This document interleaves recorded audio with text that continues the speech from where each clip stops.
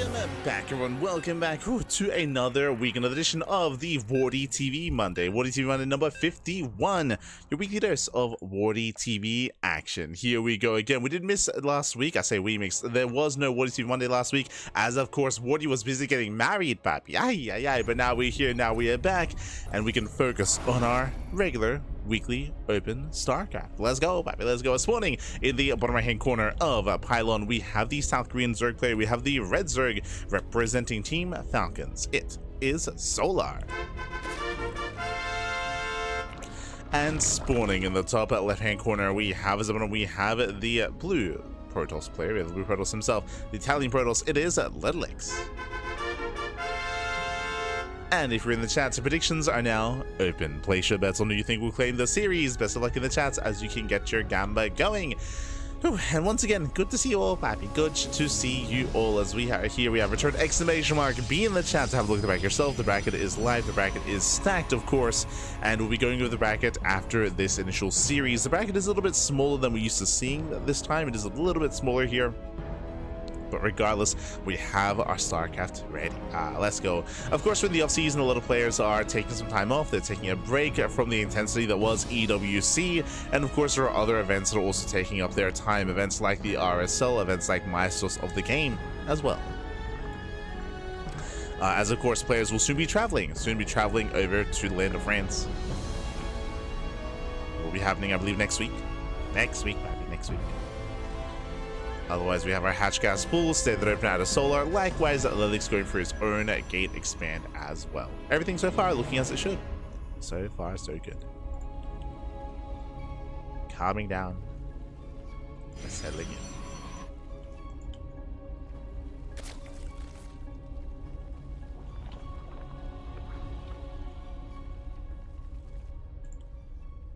From here, we are loading into Pylon, of course. Pylon being one of the more aggressive maps in the map pool. It's going to be up to Ledlix here to try to hold his own against Solar. Of course, Solar is coming in as a heavy favorite, and I do appreciate that we at least have one Zerg representative tonight. I do appreciate it. We speak about this all the time, but when it comes to online tournaments, Zerg players are very, very rare. Sometimes we get Rogue, sometimes Shin, sometimes Solar, sometimes Lambo, sometimes a mixture of the names I just mentioned. This week we have Solar. Baby. Let's go. Let's go. So typically we try to feature the Zerg players while we can, at least until they get eliminated. So we're going to be riding on that Solar train until we'll eventually get to the PvPs. Don't you worry, we'll get there. No, we'll get there, papi. We'll get there. For now, we do have our Stargate for Ledlix. It's going to be the Stargate opener. Into a third base, into center play. So far, so good. Again, Lilix, the pressure's going to be on him to make something happen against Solar, but he's opting not to be hyper aggressive. We're not going for like a Twilight Council into Glaive Adepts. We're not going into any crazy tech early on. This can still lead into an early Twilight Council, into delayed Glaives, or into early Blink, into early Charge. Like, there are definitely some aggressive builds available to Ledlix, but for now, we're just calming down. Calming things down.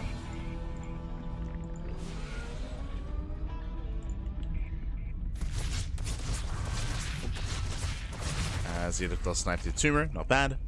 Tumor goes down. Ledlix pulls away. So far, so good. Likewise, I'm very happy that we made it through the weekend.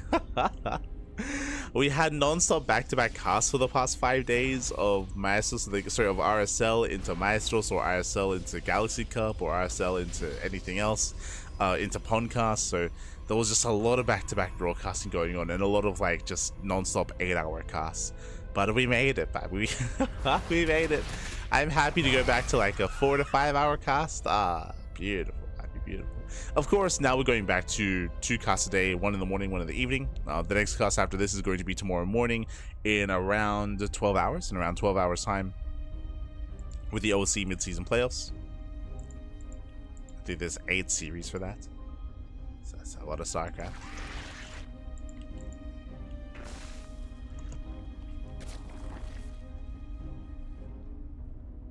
Followed by Tunic Cup tomorrow evening.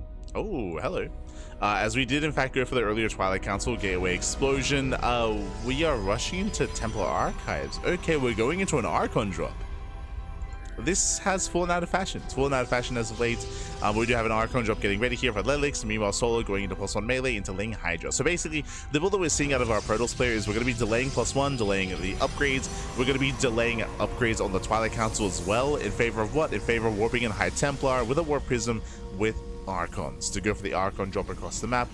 Players that are very fond of this are a lot of the European Polish players. So players like Geralt, players like Mana, players like Christiana. Very fond of this kind of style of play, or at least they were maybe 3 months ago. But it's been a while since I've experienced this specific build. It's been a couple of months.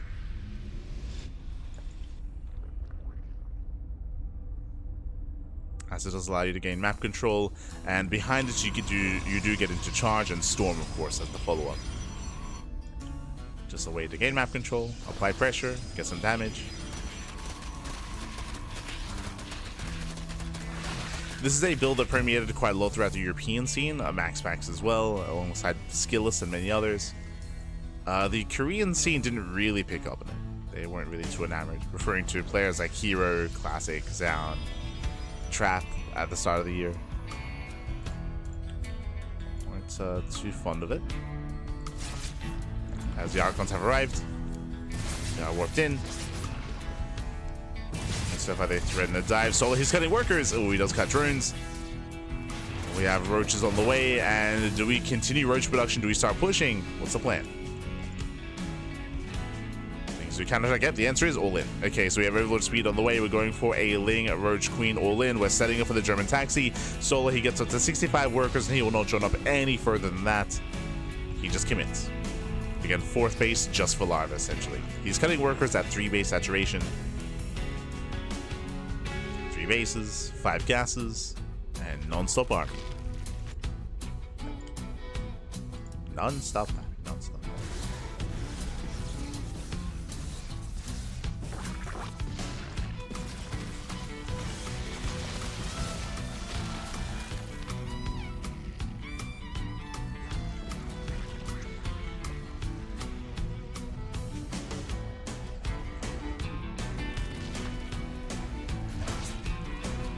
Drop lords are morphing in, so it's going to be the all-in at the front lines and a Ling drop at the same time into the main, and it's going to be Zeletics to survive this. Storm is done. He's going to storm, he's going to wall the cannons and shield wires, but these are late. Late reaction, late realization here by Ledlix. He needs more time, but he needs to react sooner. Smiles raise the Stalker. Storm, it's okay. Connecting with mainly Ravagers, and the drop is coming in. The main, a nice storm here on the Queens, softening up some of the roaches, and so far Lelix, he is actually defending here with the main army. He's holding on. Lings, they drop in. No reaction, no reaction. As Lings, they wreak havoc, and every probe is going down. We don't have WSS game hearts, so no kill counts. It's going to be how many? It's going to be 21, 22 probe kills in the main base. Honestly, very impressive defense at Lelix. If it was just this, Lelix, he would actually get ahead.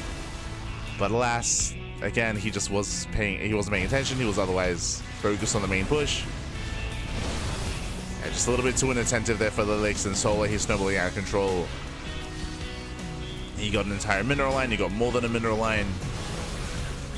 And from here, pushing into the natural. Lelix is running out of storms. He's running out. Say that Zealots, they do warp into defend. Lelix is still holding on.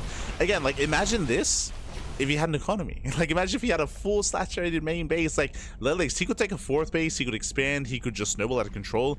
And with the help of a War Prism, he could even just break Solar here with a counterattack. But he's, at this point, all in now. At this point, he just bled out so many workers that he has to end the game here. And he has less reinforcements. Here come the Vials. The Vials do connect. Prism goes down. And Lelix is running out of steam. He's running out of army. He's going to get surrounded. There's just not enough support. And Solar, he'll start to step in. He'll focus this down. And Solar will defend. And Lelix has nothing behind this. There's nothing behind this. There's no 4th expansion. GG gets called. There's another Ling drop into the main base. And Solar takes game number 1. Whew. GG. GG, well played. With that Solar, he does take a lead in the series, and we'll see where our players take us next. We'll see where our players do take us here, as we're going to be getting into game number 2. Again, Ducklings, honestly, his defense was quite solid. Like, I was very impressed by his main by his main defense, I should say. Outside of his natural, outside of his third base, it was very impressive. He shut Solar down. Unfortunately, just the one lane drop. The one lane drop into the main base killed 22 workers. That was critical damage, and it forced Ducklings into an all-in. Did force the all-in. And with that, we'll see if Ducklings can recover coming into game 2. We shall see. And again, didn't look too bad at all in the first game. Just unfortunately didn't quite have the attention, didn't quite notice that he was in so much danger. So now getting into that second game. Ooh, going to be loading into Incorporeal. Okay, interesting. Going to be loading into one of the larger maps in the map pool, and we'll see how our players will adjust. And now I do expect Solar to go for another all-in. Right, I should have led with that as well at the start of the series.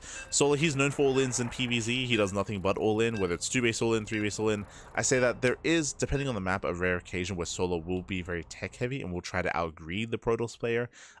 But those games are few and far between. And typically, we see that kind of play on, like, Tokamak, for example, or sometimes Maganatha. Here we go.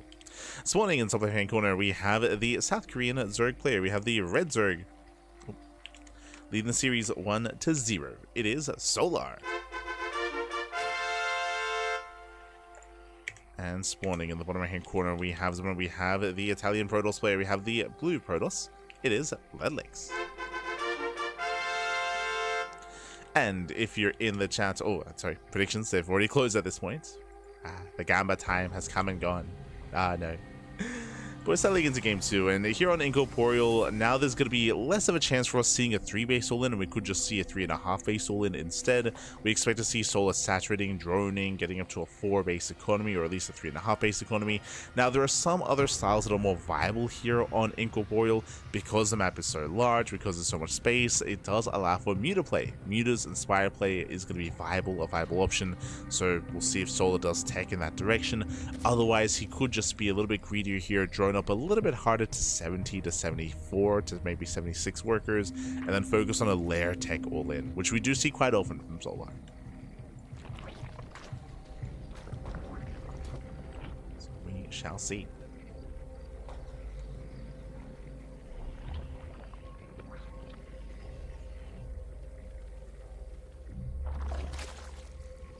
Likewise, after the series, we'll be going over the bracket itself. We'll be catching up. We'll get there.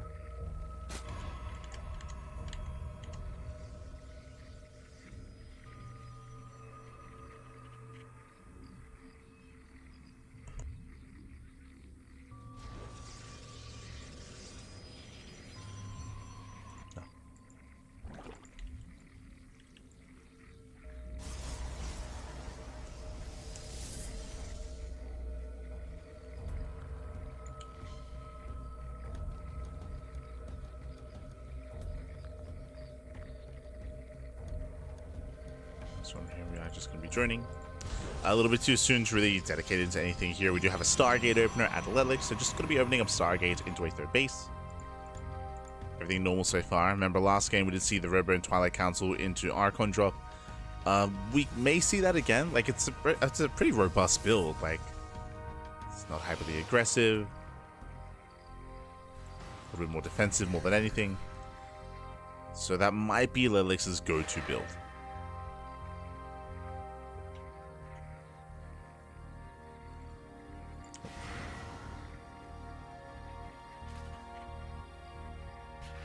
As he does hide a probe over on the right-hand side, you have my attention.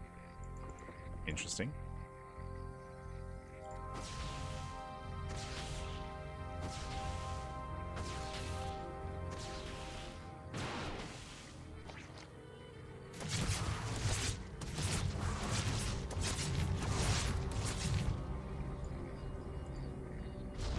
So does expand, so just Stargate open it into a Nexus. No tech yet.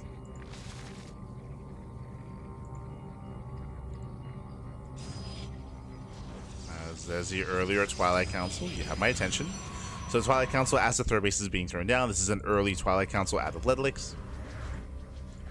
From here, we'll see if he throws in extra gateways. He does pull out a gas. Okay. So far, this does look like David Epps. As he did pull out. This tells us that most likely we were into a Forge, which means there's a lower chance it's going to be Blink Stalkers. So 4 gates. Assuming Glaives here from Ledlix, waiting for the Twilight Council. Yep, there we go. 4 gate Glaives out of our Protoss. Again, the tell was he did pull out a gas. And of course, no Forge. Oh, and we could just skip the Robo. Yeah, we could skip the Robo and get a proxy gateway instead. Just go full herO. How many gates did herO do this with? Was it 6 or 7? Assuming we got a gateway, though. Ooh, as Alexi just spent his warping across the map. Oracle's at home to defend.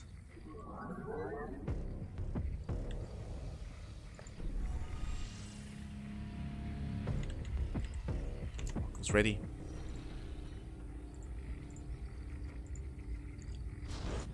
Heads are warping in. We're just going for the slow warp ins. Meanwhile, Solo's going for an all-in of his own. Behind this, I believe he did not have... Okay, sorry, he has a Roach Warren. Never mind, he has a Roach Warren. He's taking some gases here, but this is indicative of hyper-aggression out of Solar, indicative of an all-in. So Solar is droning up to around 3 bases.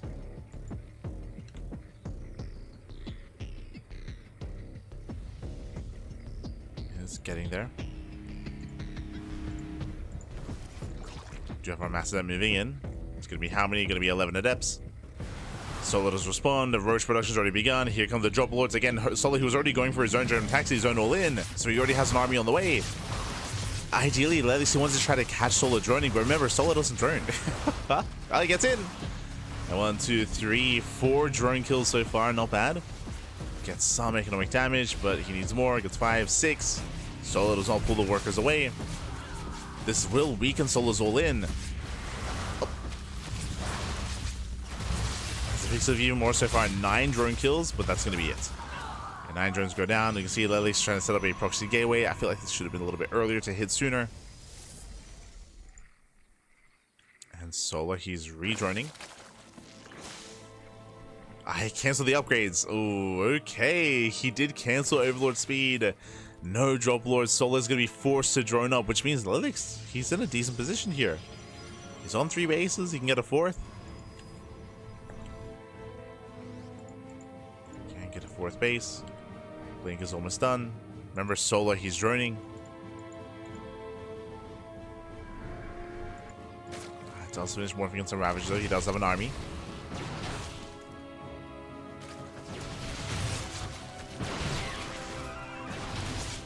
Looking forward. Oh, gets a Roach. Gets 1.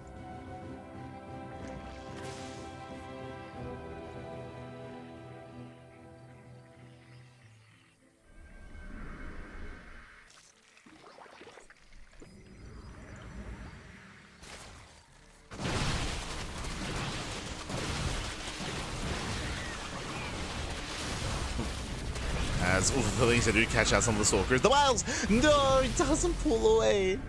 Oracle goes down. Ledlix. Not like this. And Ledlix is running out of steam. He's running out of steam. He's running out of army. When it comes to this Blink Stalker push, a lot of its strength does rely on the Oracles to throw down stasis traps and to support. But losing 1 Oracle is just brutal already. And from here, Solar just snowballs out of control. Snowballs out of control, just keeps on going. Ledlix just splitting out far too many Stalkers. The Drop Lords have arrived.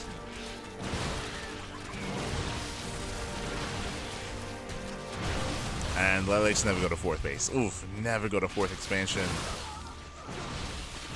So he's just falling further behind.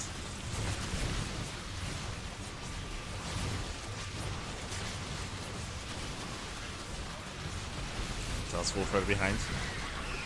Quest Stalker is going to be forced back. Going to be forced back. Going to get surrounded, and there's just not really much remaining here for Ledlix. Not like this. And GG gets called from there. Solo snowballs out of control. He will claim the series. Lelix had a cheeky build going into 4-gate Glaives, but alas, got shut down because Solo happened going for an all-in himself. GG. GG, well played. Again, I appreciate the cheeky builds that Lelix he was going for in game 2, but unfortunately against Solo, he doesn't really drone much. He doesn't really drone much, specifically in this matchup, I should emphasize. In ZVP, Solo he's known for all-ins, so Solo he wasn't droning. He was focusing on his army, so when Lelix showed up with all the adepts, Solo he had a force to work with, he had an army to respond with. GG. GG, well played. With that Solo, he will claim the series, he will advance on into the next round, and the question becomes, who will face off against him? Meanwhile, let's shout out to Lelix because honestly, he looked pretty good in game 1. Like, game 1, I can see Lelix getting ahead and then taking a lead and taking it to Solo 100%. If only it wasn't for the drop into the main base, which was brutal. But here we go. We have updates. The first round almost completely concluding here. First things first, herO gets a walkover. herO gets a walkover. He's up against Honmono in the next round.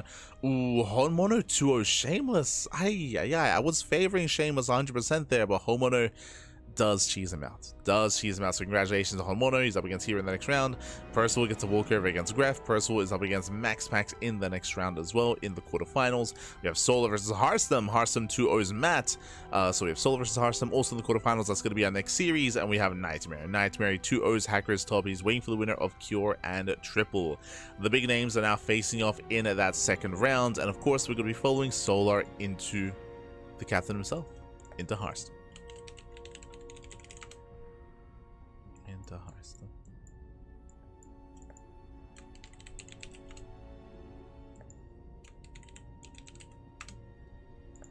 So we do just need a moment for the players to conduct their vetoes, and we will soon jump in. So we're going to be going on a very short break. Here, and when we return, when we come back, we will have our next series. We'll have Solo versus Hearthstone coming at you next. See you soon. See you soon. Happy to see you soon.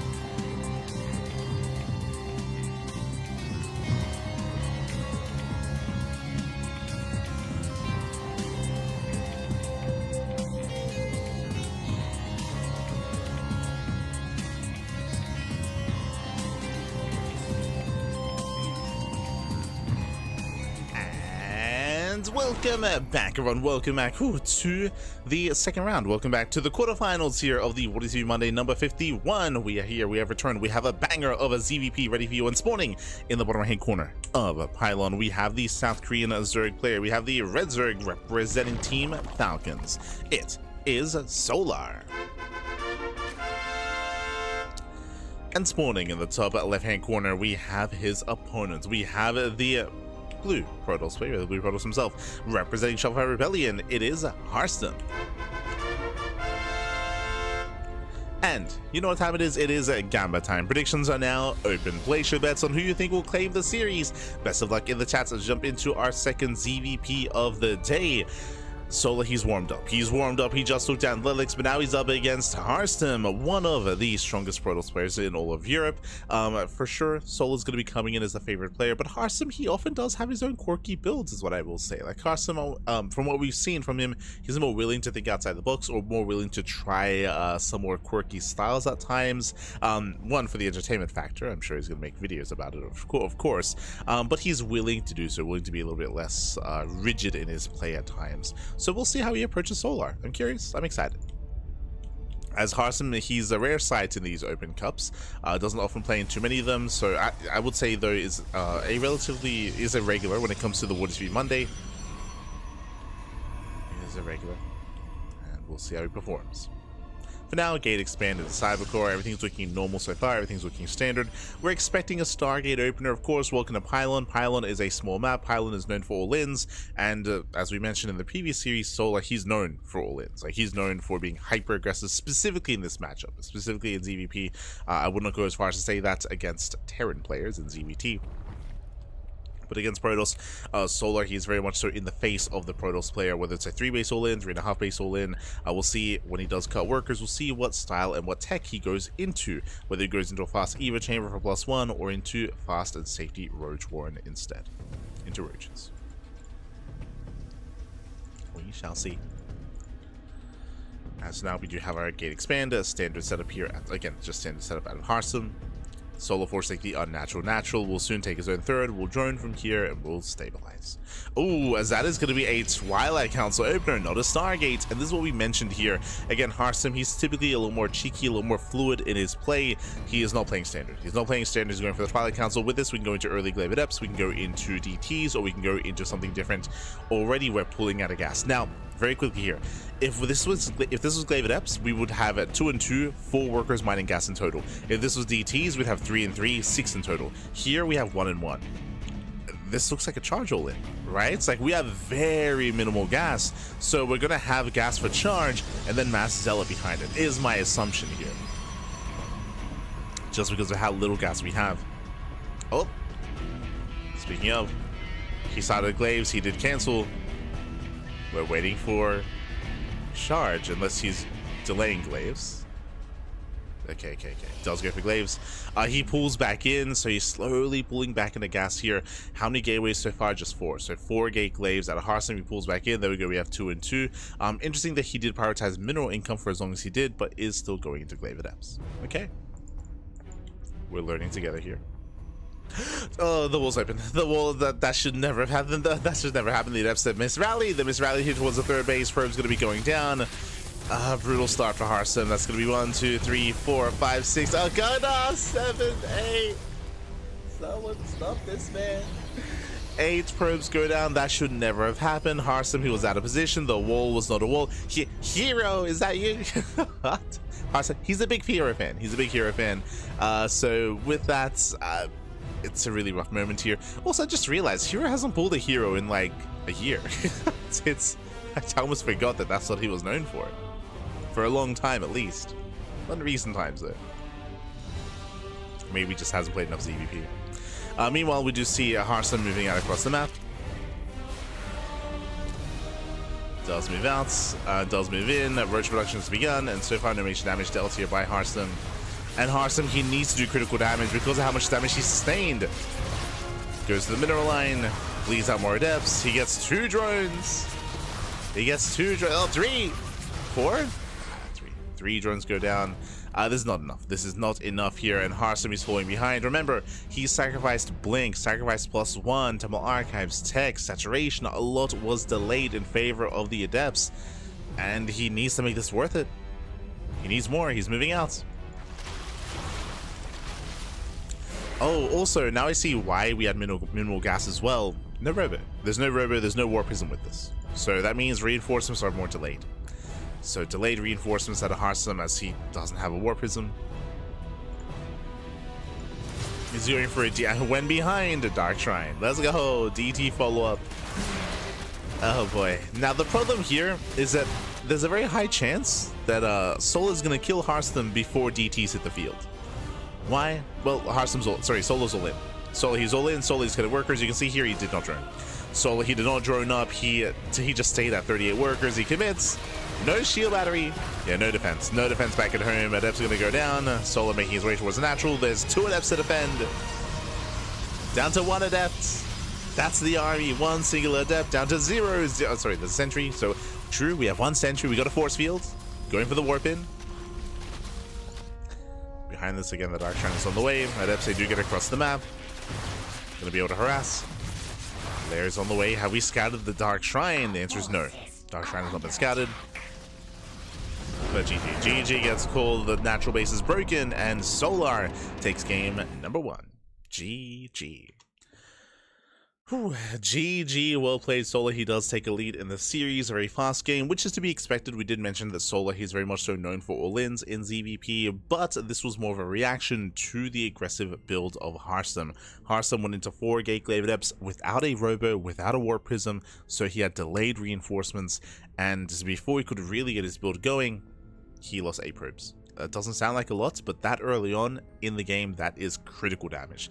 That is borderline game-ending damage. He had to do not just equivalent, but even more damage across the map with his Adepts, and he got 2 drones. Sorry, 3. He got 3 drone kills. That's all he got. GG. GG, well played with that. We're getting into game number 2, and we'll see if Hearthstone can recover. We'll see if Solar can close it out. Game 2 is going to be on torches. Here we go.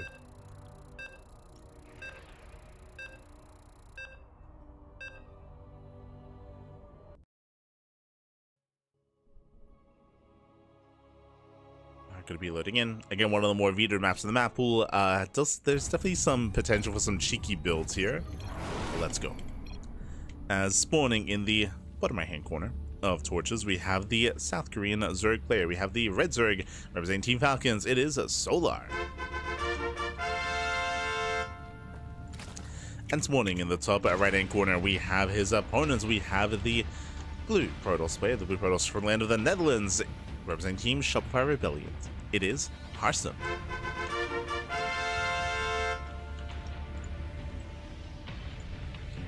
Here we go.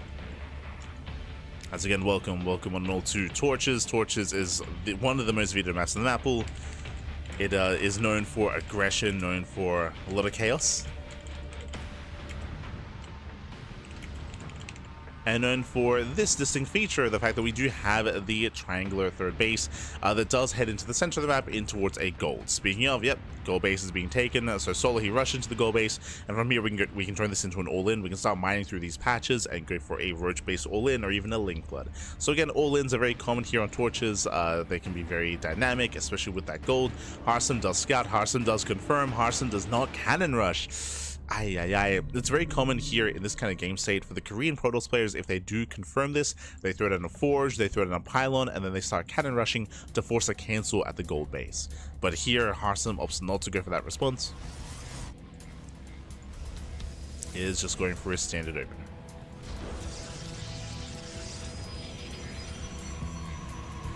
Also, bienvenidos, Ducklings. Bienvenidos.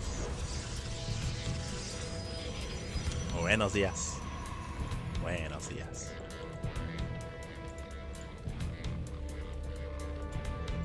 As Solar does saturate, does Maynard. Maynard's over towards the gold.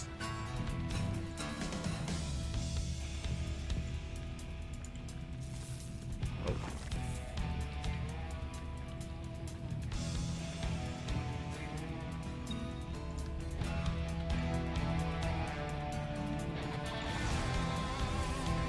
You have a spot of pylon here at the gold base, also at the gold wall as well.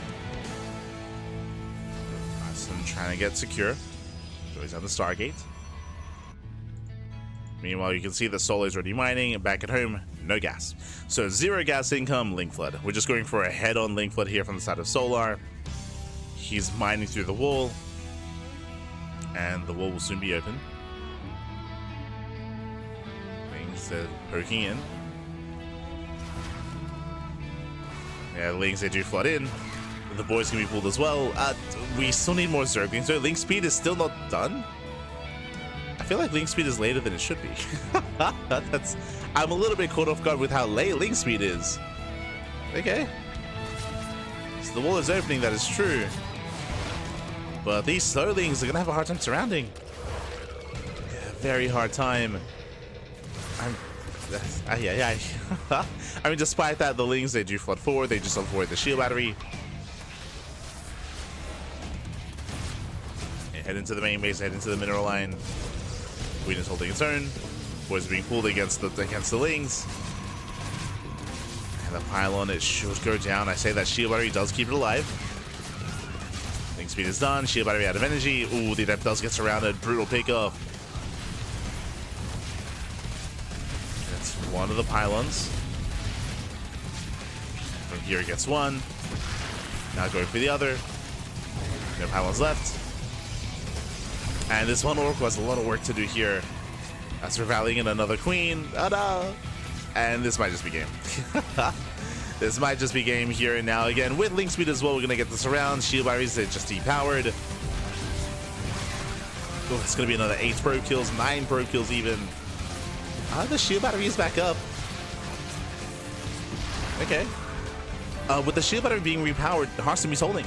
He's holding, he's defending. I just assumed that this would never get up and running, but with those shield batteries, herO, he can just fully wall up. Solar, he's running out of steam. He's gonna keep going. Those shield batteries are putting in a lot of work. Oh no, the surround! Yeah, surround is brutal.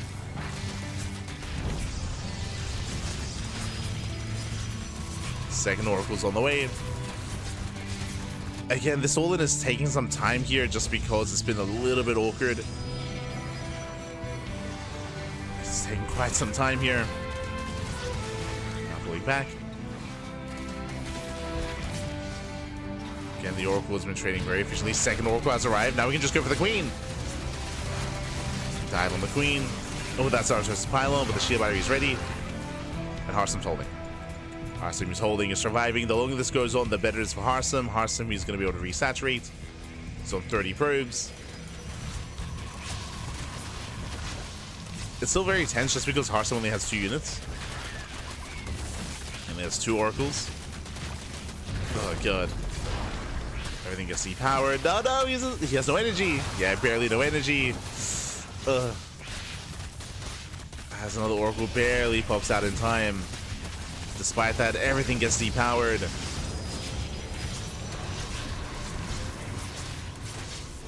Things they peel up into the main.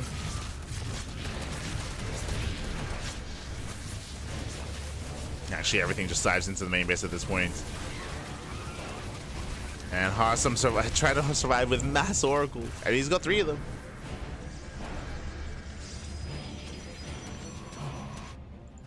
Zero gateways powered. It's just been such an awkward defense. Oh no, the Spore comes in! Let's go! The Spore is pushing forward. Not the Spore.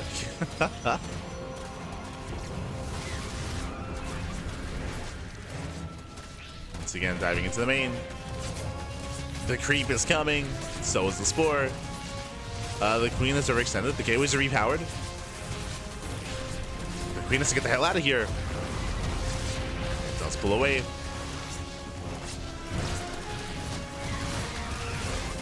Here, going for the pylon. Spore's pushing in.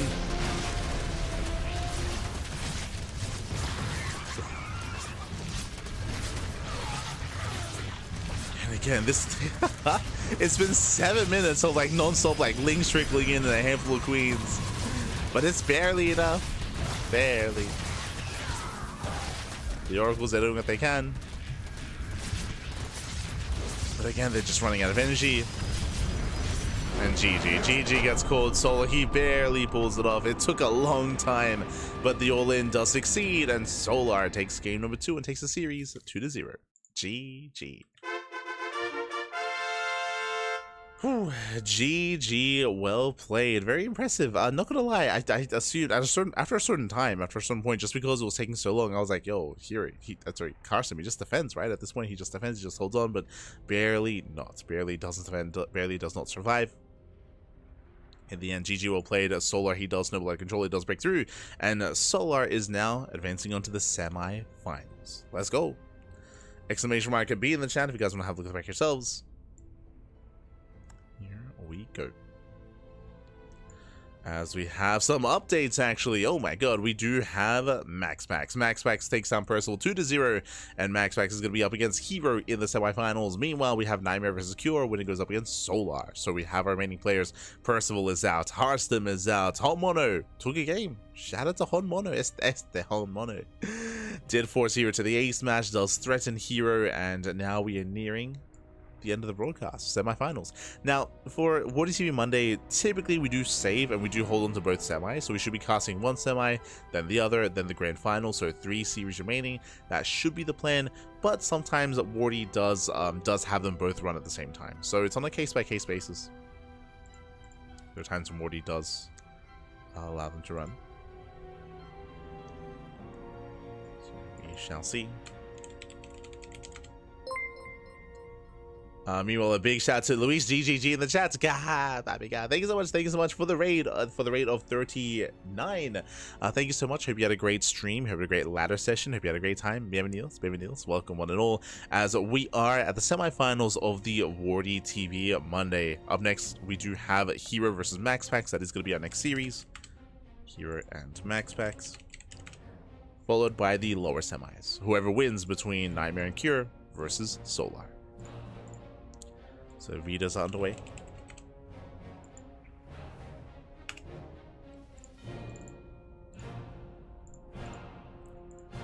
Getting into our beaters, and we'll soon have our next series. So we're going to be going on a short break. We're going to be going on a very short break, and when we come back, we will have herO and MaxPax coming at you next. See you soon, papi. See you soon.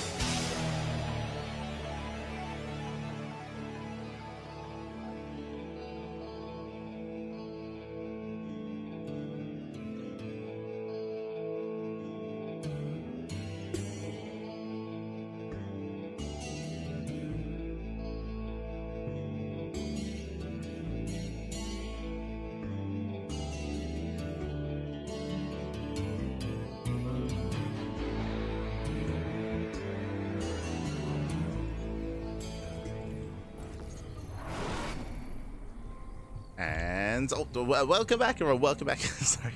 I was just making sure that everything was good to go. But welcome back, everyone. Welcome back. Hope you enjoyed that lovely Brutal OC as we return. We've returned here with our semifinals, the first semifinals here of the broadcast, as we have our PvP. This morning in the top left-hand corner of Magnatha, we have the Danish Protoss player. We have the blue Protoss representing Sidestorm Gaming. It is MaxPax.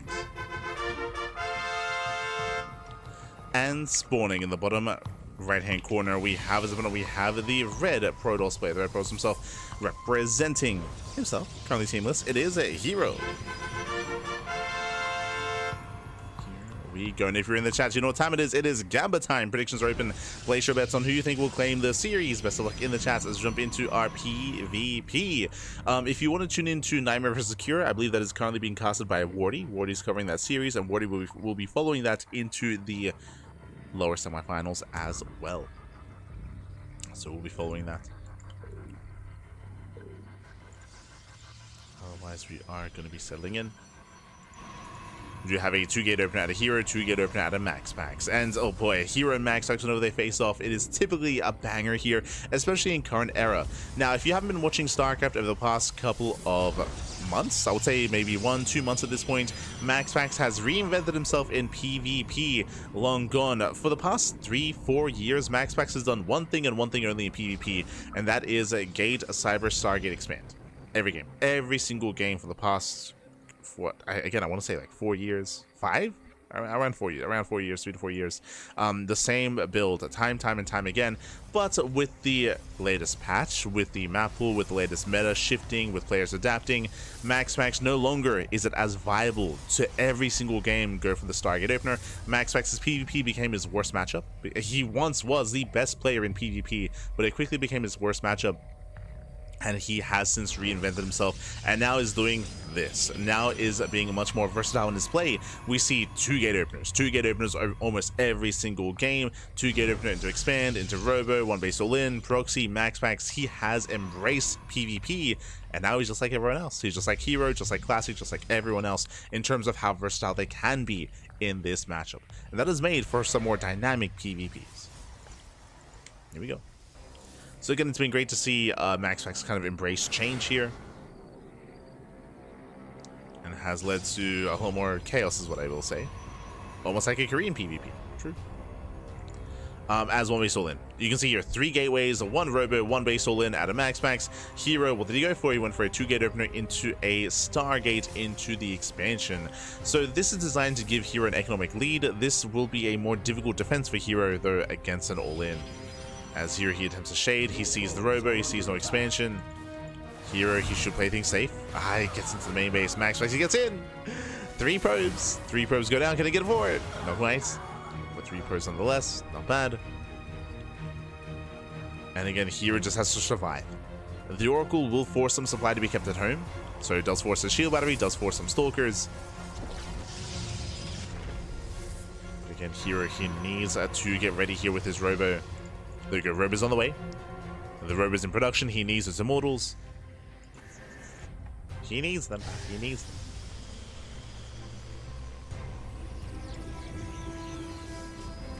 Stalkers are warping in. Stalkers. Oh. Threading the natural. Stasis goes off. Oh my, the control pap. Yes, 10 MaxPax.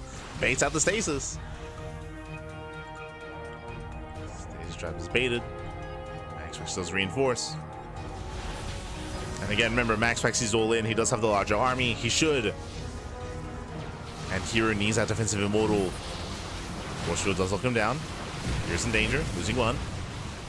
He does trade a 2 for 1. Better trade for MaxPax, and MaxPax he breaks through. He breaks through, he overwhelms. Again, herO, he gets punished for opening up with the Stargate. Oracle does get a stasis trap across the map, but nice stasis trap, but it doesn't matter. Does not matter, because MaxPax is going for the kill. There's a 0 units to defend. Again, the Oracle stasis traps, I mean, he can just go for it again, but it does not matter. He needs the Immortal. Even then, he needs more of an army as well. He needs some support.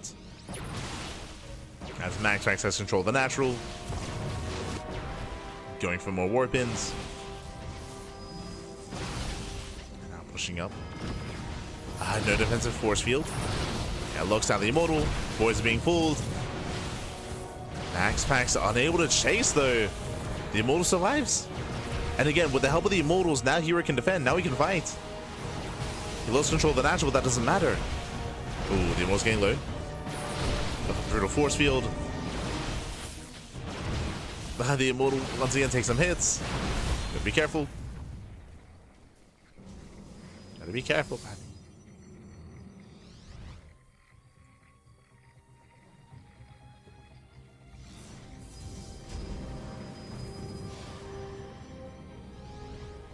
Yes, herO, he's surviving. Remember, herO has the expansion. The longer this game goes on, the better it is for herO.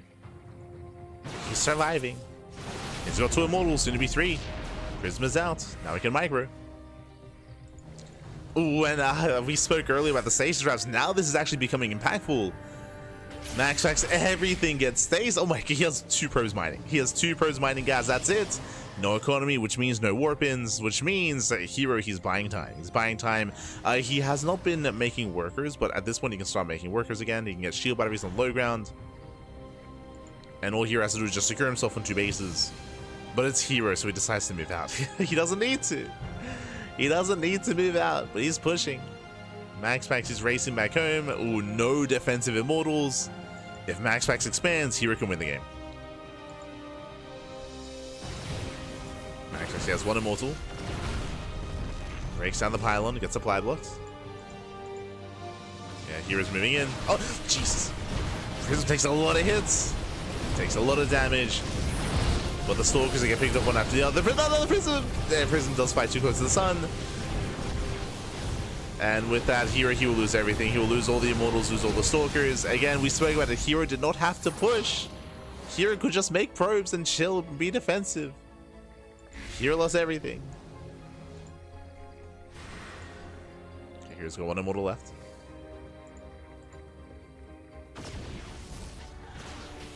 Again, herO, he never had to be here. Ah, no. And herO should lose this army. Should lose this army.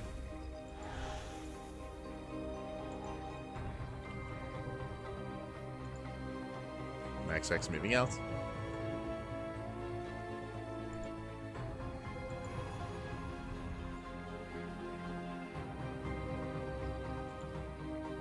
Can herO always find a way to throw? I mean, it sounds like maybe you need to watch some more herO. It's also why he can win as well. Like herO, he often does take a lot of risks, does take a lot of chances. Arguably risks that he doesn't need to take, but that's herO. Like that's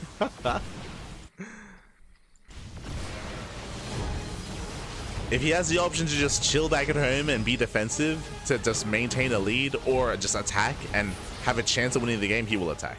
That's herO. He will attack back.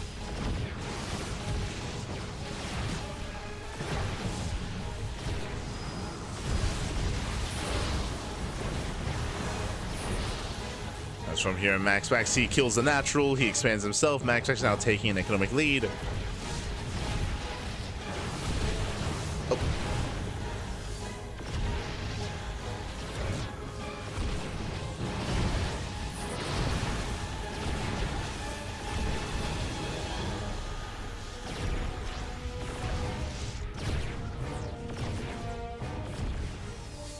As from here, herO just falling further behind, just contain on 1 base.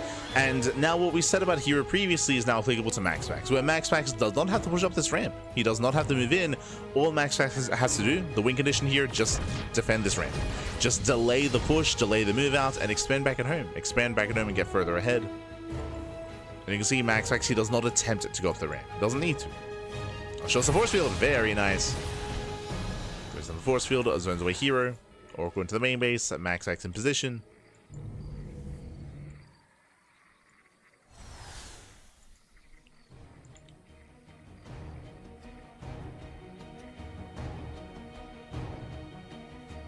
And MaxPax, he doesn't test the waters here. Does want to take a risk, he pulls away. He pulls away, he races back home to defend. Only harassing with the Warp Prism. And MaxPax, he will secure himself. 2 adepts, they can one-shot workers. They can and they will. 1, 2, 3, 4 probes going down. Ooh, critical damage. MaxPax just getting further ahead.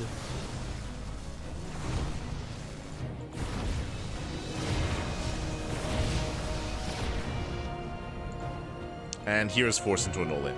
Now, when it comes to the main armies, the main army supplies are actually quite close. So here, herO, the only way he can win this game is to commit. There we go. The boys are being pulled. This is the only chance that herO has. And he does have a high enough army supply here to potentially make this work.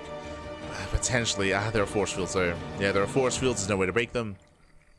MaxPax is being proactive. Oh no! Gets a Void Ray. Yeah, one Void Ray goes down, and here is bleeding out too much. He's already bleeding out too much.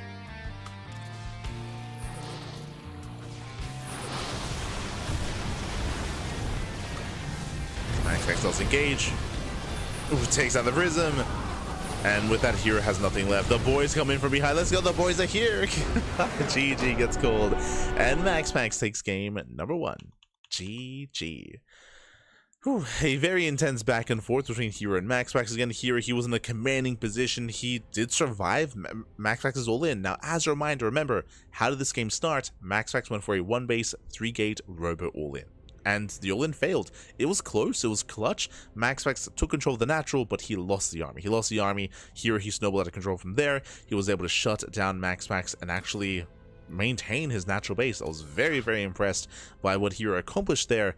And then, as we were mentioning, all he had to do was just defend. Just defend, just survive, just maintain the greater position here with a faster natural base, and just make workers, just macro from there. But he chose to attack. He chose to move out, and he got caught. He got caught out in the open. He lost his Prism, he lost the Immortals, he lost everything, and suddenly everything swung in MaxPax's favor. GG. GG, well played. With that, MaxPax does take a lead, and now we're getting into game number 2. We'll see if herO can bring it back. We'll see if MaxPax can close it out. As a reminder, this is a best of 3.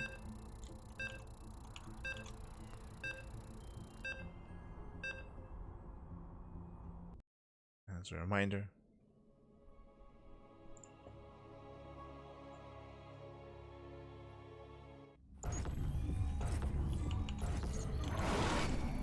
And spawning in the bottom hand corner of Ley Lines, we have the Danish Protoss player. The Danish Protoss, we have the blue Protoss. Representing Sidestorm Gaming, it is MaxPax. And spawning in the top right hand corner, we have the South Green Protoss player. We have the red Protoss representing himself, currently Seamless. Down in the series, as I should fix that up. There we go. Down in the series, we'll see if he mounts back. We'll see if he can force the ace match. It is a herO.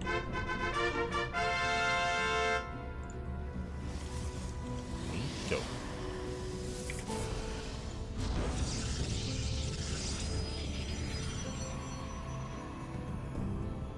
So not going to be settling in.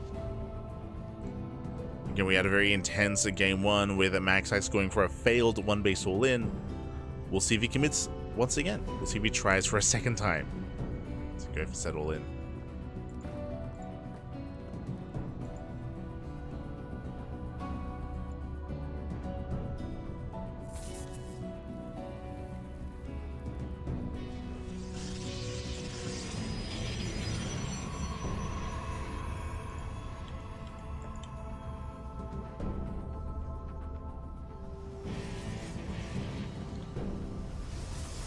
Let's back in.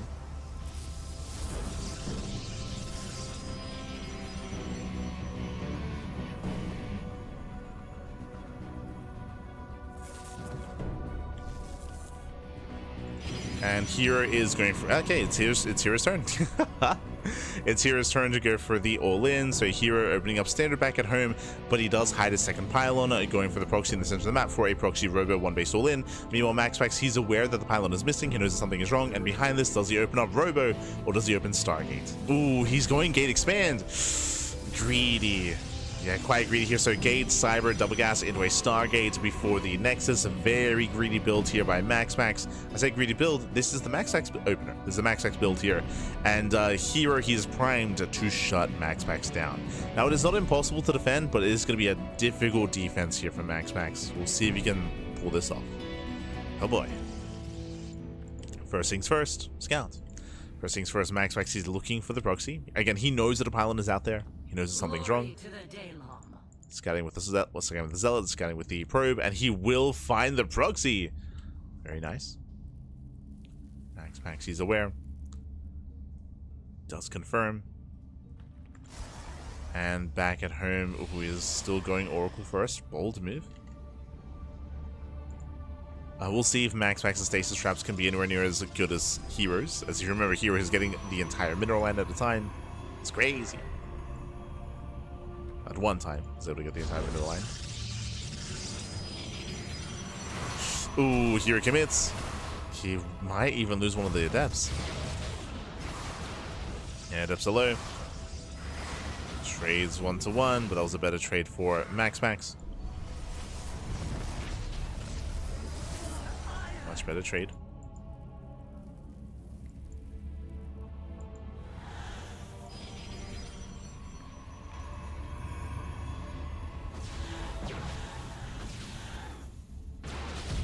Picking in, Void production has begun. We get a safe shield in the main. Here he can two-shot probes. So far, doesn't get much.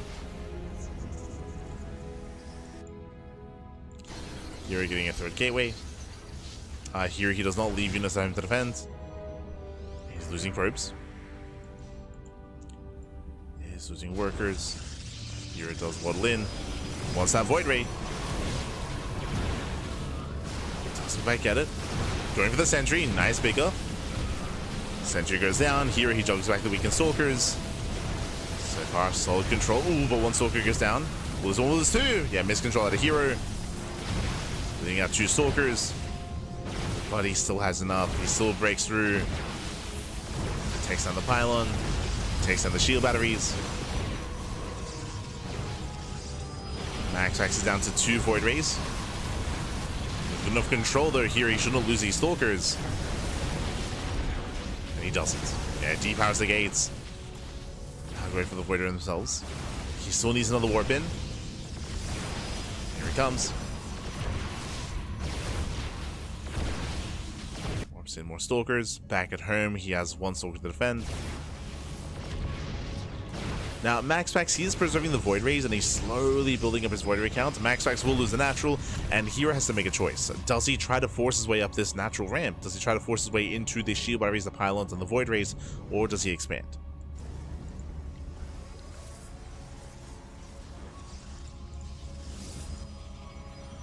What's it gonna be?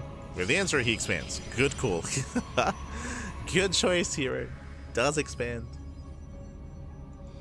And again, herO, we just gotta calm down. Just calm down. Maybe pick away at the gateway. Maybe pick away at the cyber core. But no need to push up the ramp. We go within range of the cyber core. That's all he needs. Get within range.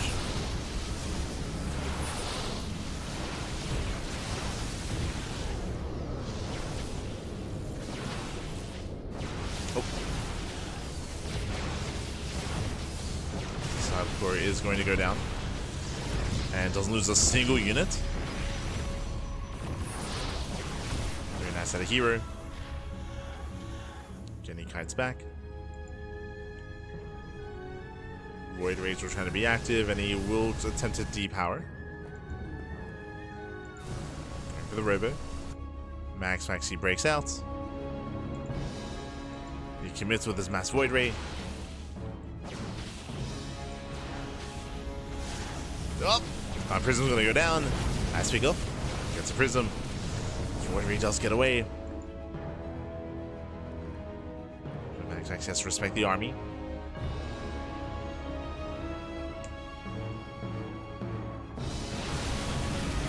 Ooh, as herO, he does take a rough fight. He cannot fight this. Not off the ramp. Those 3 stalkers going down.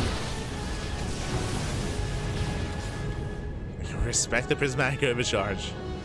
Prismatic alignment even.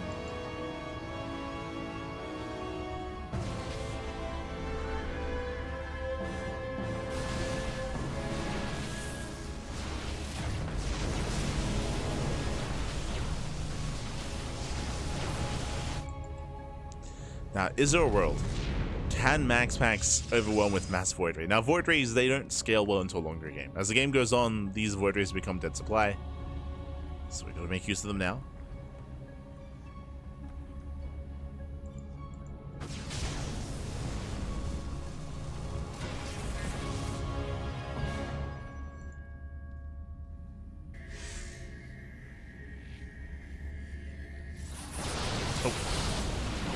No shield battery. No battery. Stalkers are going to be going down. And MaxPax, can he break through? There's still a good amount of stalkers though. It's not enough. Yeah, Void Rays are not enough. Took down a good chunk of stalkers, but there's still plenty left over.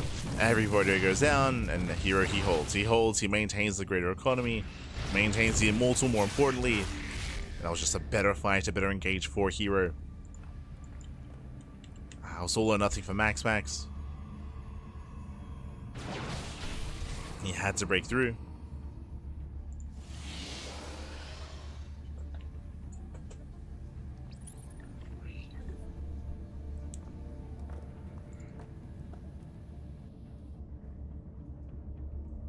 Oh, and herO gets up. Jesus. herO going into the third. Just maintaining his lead, getting further ahead.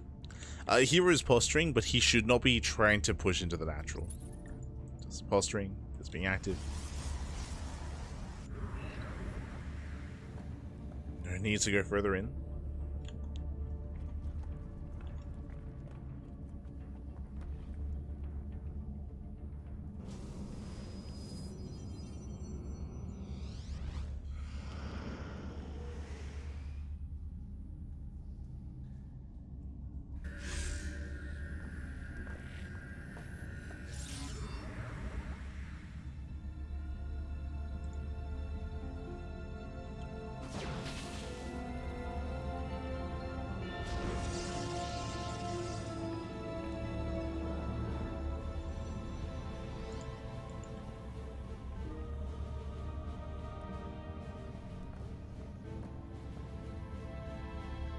MaxPax does slip in.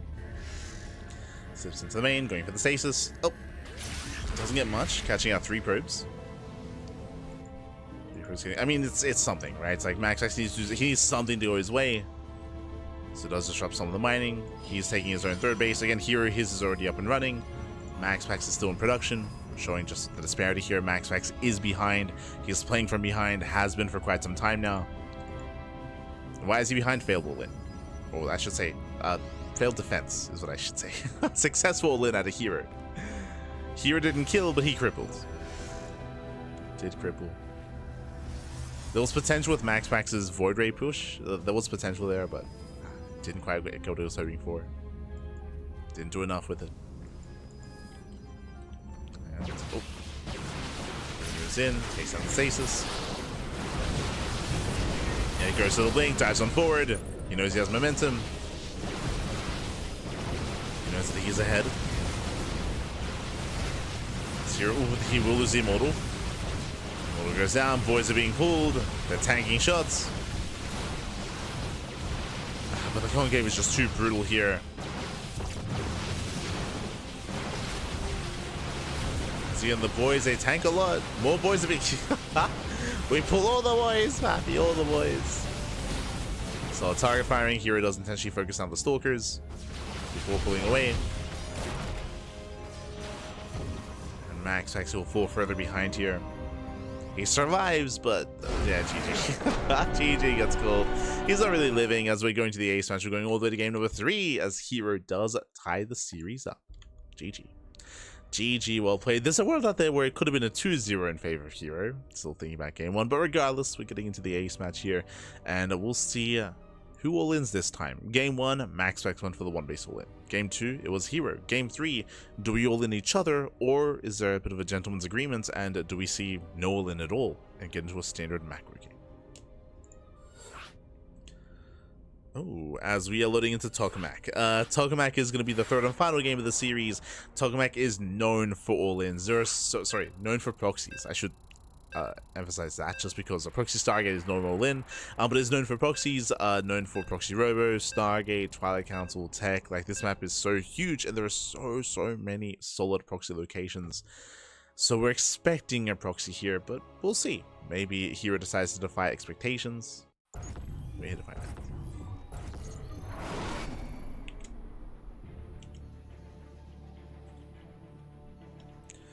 And spawning in the bottom left-hand corner of Tokamak, we have the Danish Protoss player, we have the blue Protoss, representing Sizewell Gaming, it is MaxPax. And spawning in the top right-hand corner, we have the red Protoss player, tying up the series 1-1, forcing the ace match. It is herO.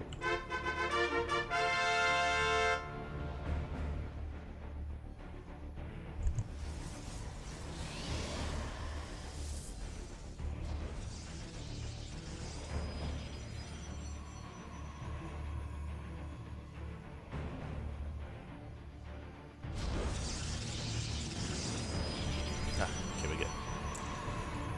Alright, good. So players are opening up.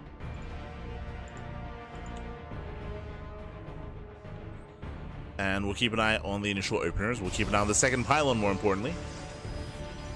So 2-gate opener out of herO, 2 gateways out of MaxPax. So 2-gate openers all around. So far, standard openers. Up next, pylon. Is the pylon going to be?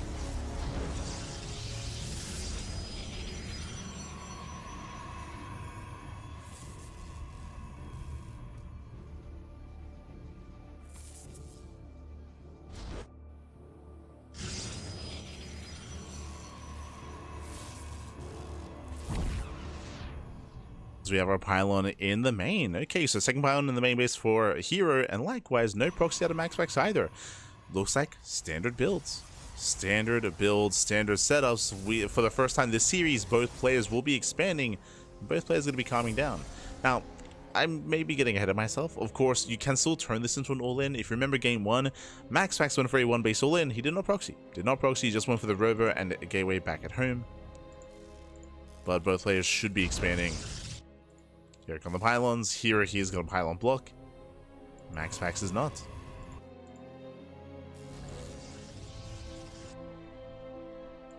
Ooh, okay. MaxPax going for the Stargate.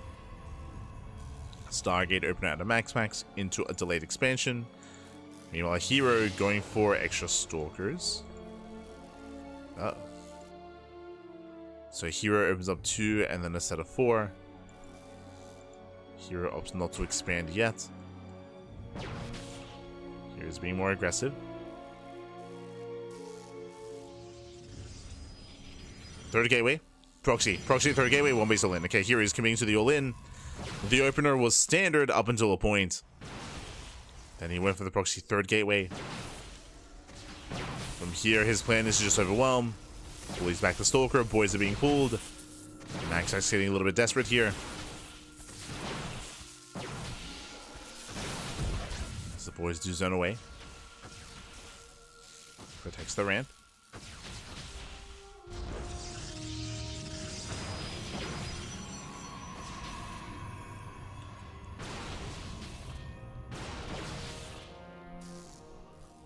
Let's protect. And here expands. Okay, did go for the third gateway, and he's going for sentries, but he is expanding behind this. So here he's not coming too hard, which means MaxPax will have an economic lead. The pressure is very much so on herO to find some damage here. And he wants those 2 stalkers. He trades 1-1. Trades 2 for 2. Again, here he wants more than just an even trade. There we go, he gets another stalker. Picks up a couple of probes. At the same time, Oracle into the main base. Here he does react. And 2 probes get caught. Only 2, and here he overwhelms. This is what he was looking for. He overwhelms the main army. Takes over the natural. GG gets called. MaxPax caught out. And herO will take the series at 2-0. GG. Whew. GG, well played. A very, very, very tense final game there. Again, herO, he did decide to go for a delayed expansion, went for the proxy gateway. For a moment there, I thought that herO was going to back off, but no, he kept pushing, which was the wise choice. Again, herO, he needed to find some damage. He was behind economically, and he was able to break MaxPax. MaxPax took a chance by going across the map with the Oracle, which meant that he had less at home to defend. And with that, GG. With that, GG, well played. Whew. With that, herO, he will advance on to the grand finals. Question becomes, who will face off against him in those finals? It is, of course, a current best of 3 between Solar and Cure.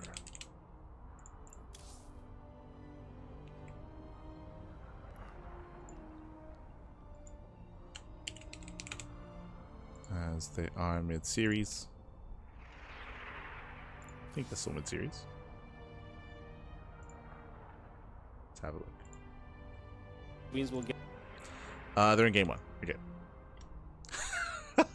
God damn it, Dark. Fun fact, Dark is laddering at the moment. Oh my god! Dark, calm down! For those who don't know, this is a bit of a tangent just because I noticed it.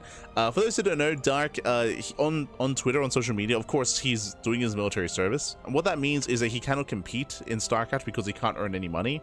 But he has been laddering in his free time. And was posting that he can't remember, he forgot how to lose. And fun fact, I just saw Dark, he was queuing up for a ladder game, and this is Dark's match history.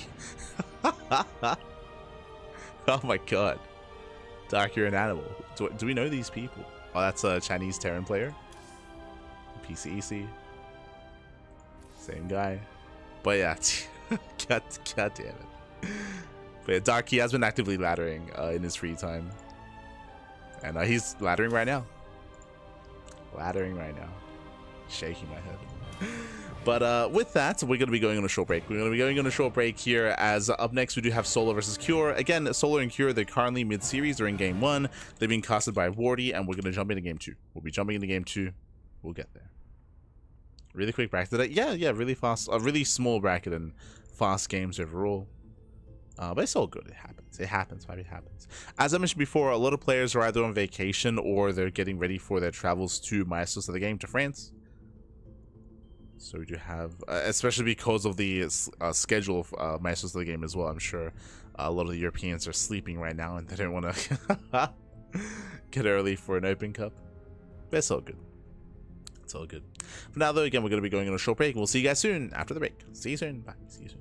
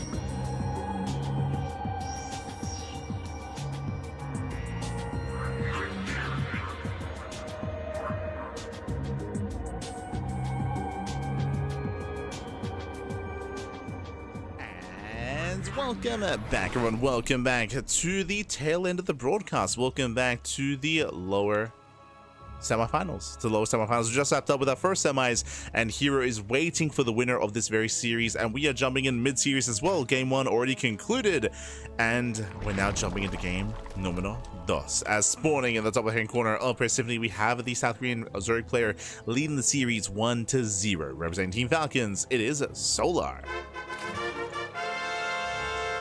And spawning in the bottom left-hand corner, we have the South Korean Terran player. We have the Red Terran representing Team Liquid. It is a Cure.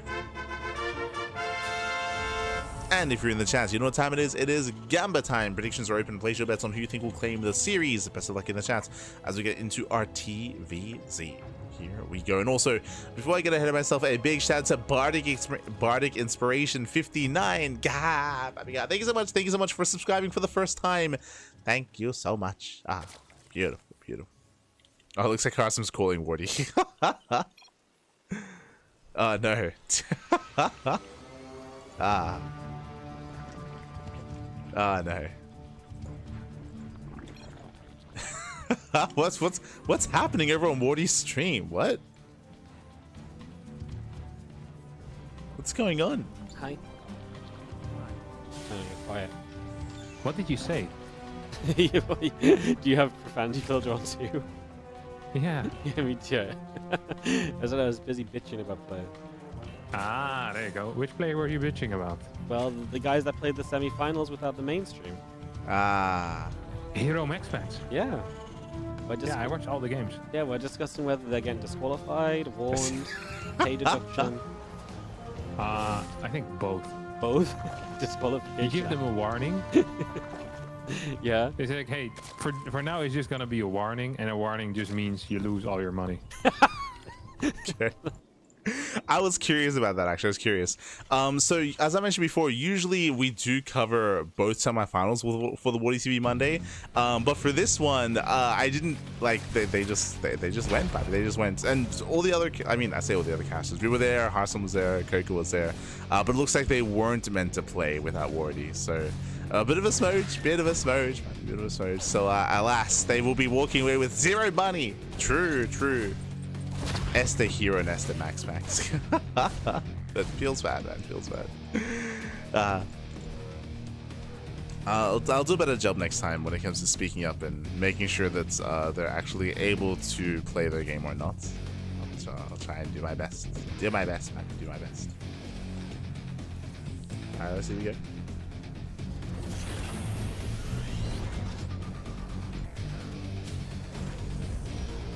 Duck them all their pay. True.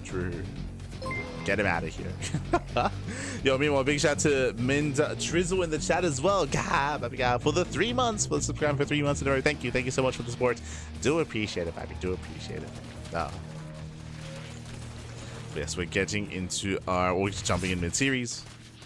And again, that's also a little bit on us as well. Like, we should have confirmed whether or not they could actually play their game. Should have confirmed.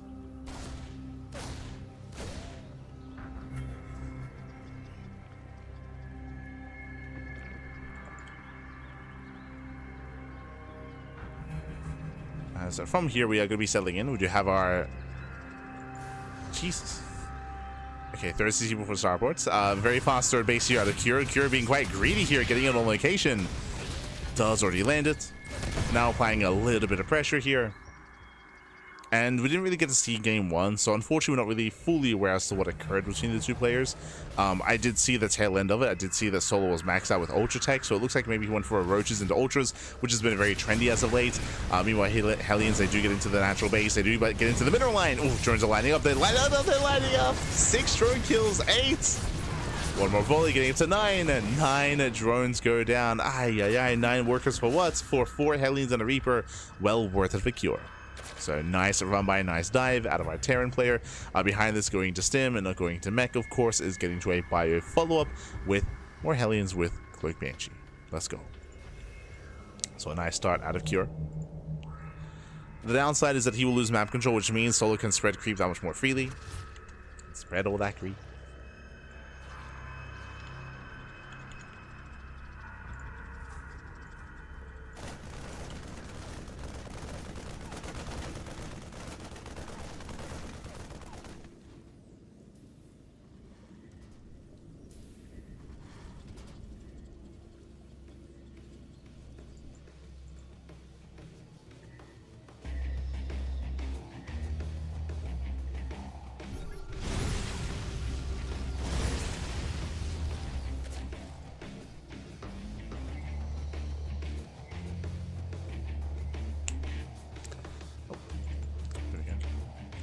Here we go. From here, we're getting to the bifold. Again, 3-1-1 setup. We have our 3-1-1. Sim is on the way. +1 is on the way. Getting into our bio.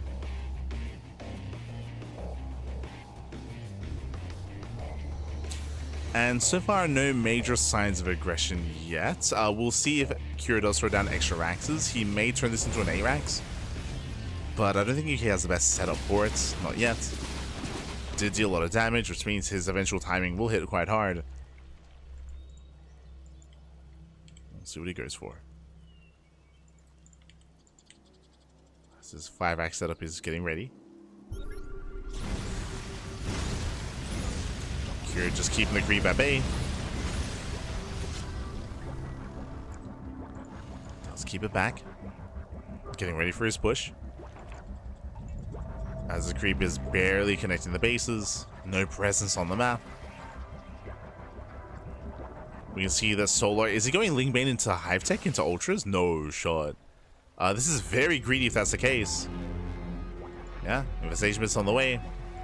Now he can get some safety infestors, which will help. Queen goes down. Nice knight. Here gets Queen.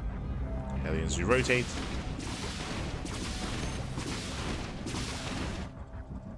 And here comes a Kira's 7-minute push. Now this is a standard 7-minute move out here from Kira. His goal is to deny the 4th base. Remember, behind this, he should just be expanding and getting a 4th. There it is. 4th base is on the way. Gases are being taken. Kira is playing standard.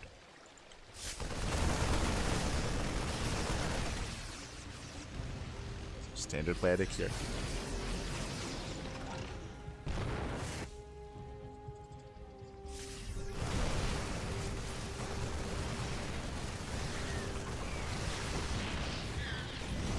Ling Bane going to be collapsing in. Does get us around. Nice engage. Nice engage by Solar. He shuts down the initial bio push. Remember, behind this Kira, he is expanding like he's not all in. He's just applying pressure, but it is becoming quite costly here.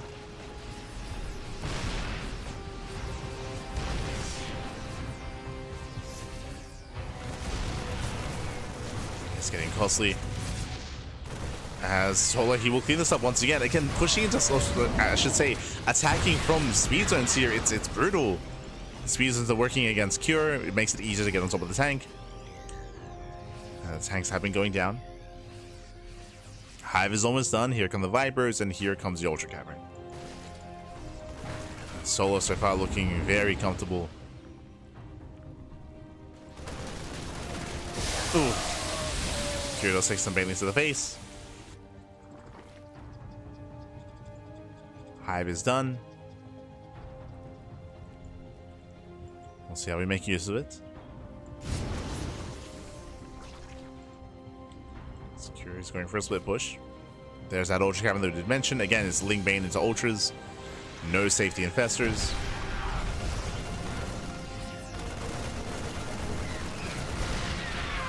Oh. Solar grabs in.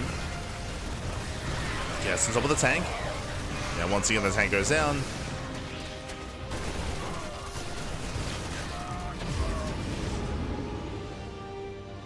And Cure, he is running out of steam here.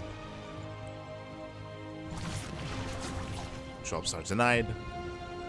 Ultra Cavern's almost complete. And that is Solar's win condition, is get into Ultras. Remember, Solar, he should be able to get into Ultras first before there are any Ghosts. Cure, he's not ready for Ghost production, he's not set up for it. So there's going to be a window in time where Cure doesn't have Liberators, he doesn't have Ghosts, and there will be Ultras. And it's going to be difficult to deal with. Thankfully, there are some Marauders that will help, but there's only some. Solar moves out.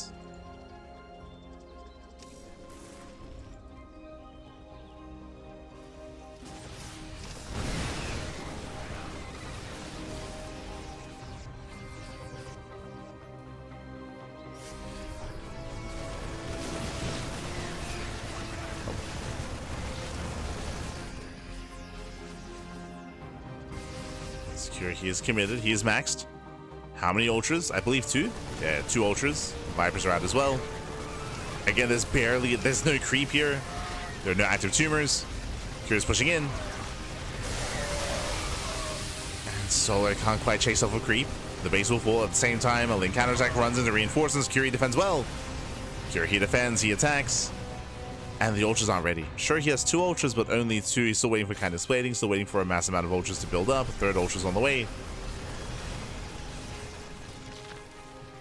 And again, there's almost no creep on the map. Kier's just been so active. And sure, he's been trading out some army, but it's been worth it. It's been worth it. He has been trading. Here he's got a solid economy behind this. And now here comes the Fusion Core and the Ghost Academy. This is for Liberators and Ghosts. We spoke earlier how there was going to be a window in time where Solar could try to abuse Cure before Ghosts. Well, that window is closing. That window is closing. So Solar, we gotta go soon. Mine Shot's going off. Ooh, brutal connections. And Mine Shot say pop off. Ultra's gonna be going down. He gets 1. Gets 1. There's 2 Ultras left. Yeah, there are so many Marauders. Marauder counter solid, even snipes the Viper. And the Mine Shots, not the best connections. Forcing a bit of friendly fire, but the Ultras will go down. The GG gets called. Curie snowballs out of control, and Cure ties up the series 1-1. GG. Whew, GG, well played. Solar, he didn't quite get away with it. He did take a bit of Hive, he did take a bit of Ultras, that is true, but in the process of doing so, he had no map control, he had no creep spread, he was pinned back at home, and of course, Ultras are quite expensive. He needed more time to build up his upgrades and actually mass up an amount of Ultras to be threatening to Cure. Cure, nicely done. Nicely done, nice rotations, nice trades. Overall, did suffocate Solar. GG. GG, well played. With that, we're going all the way to the ace match, and we'll see where our series goes from here. We'll see who can claim it. We'll see who will advance on to face off against herO in the next round. Let's go.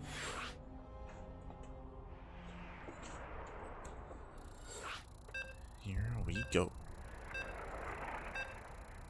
As we're loading into Tokamak. Ooh, okay. What were the vetoes here? Tokamak, I would say, is typically more of a Zerg favorite map. Tokamak is a larger map in the map pool, a lot of potential avenues of surrounds as well.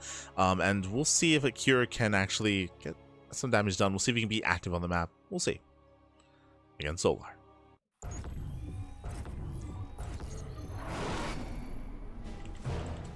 Spawning in the bottom hand corner of Tokamak, we have the South Korean Zerg player. We have the Blue Zerg representing Team Falcons being forced into the ace match. Can he bring it back? It is Solar.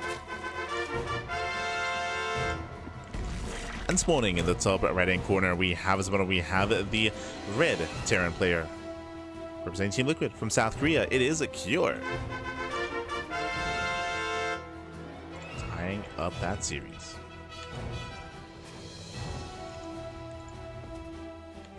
Go. So we have found ourselves in the ace match.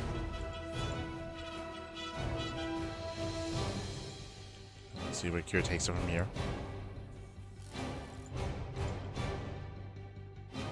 Now, I think what's the most scary about that last game is that Cure didn't do anything too special. It was very standard play out of Cure, but the execution was on point, right? He was able to be active on the map, take down tumors, get into mineral lands, kill drones, and keep Solar at bay.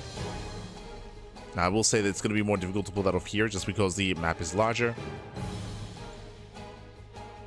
And we'll see if Cure can pull it off. Likewise, Solar will be attempt to go into Linkbane Ultra again. It is risky. It's a very risky style just because you are vulnerable when you do make that transition into Ultras. You do need, ideally, more breathing room, and you need that economy to sustain it as well. It can hit quite hard once you get there, but again, Solar didn't quite get there. Did not get there in the end.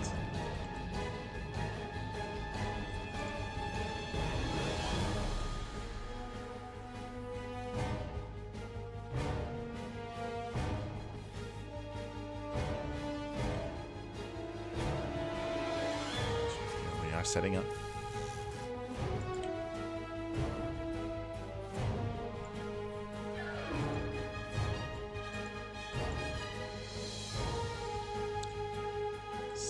Settling in. Standard opener out of Cure. Just going rack to expand into factory. Cure, he has been dabbling in mech, of course, especially against Protoss, so that's also going to be a viable option here, actually. True, now that I think about Tokamak. Mech is going to be a possibility.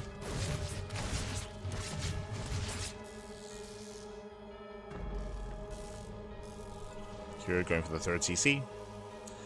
Third CC before starport. Just an economic start. And of course, we'll see if Solo does go for a faster double Evo chamber, see if he goes into faster lair. There are different variations of greed that he can go for. While Kira's being active.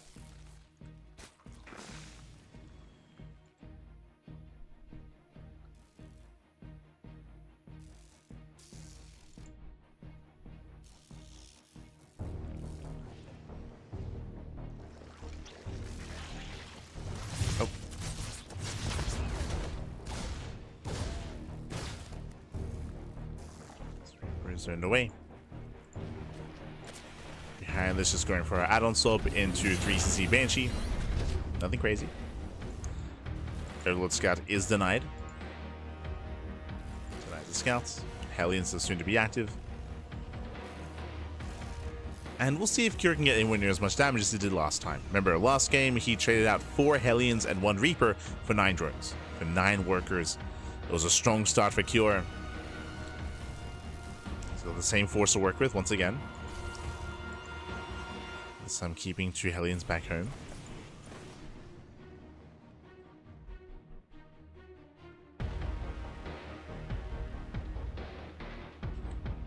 Let's carry these out.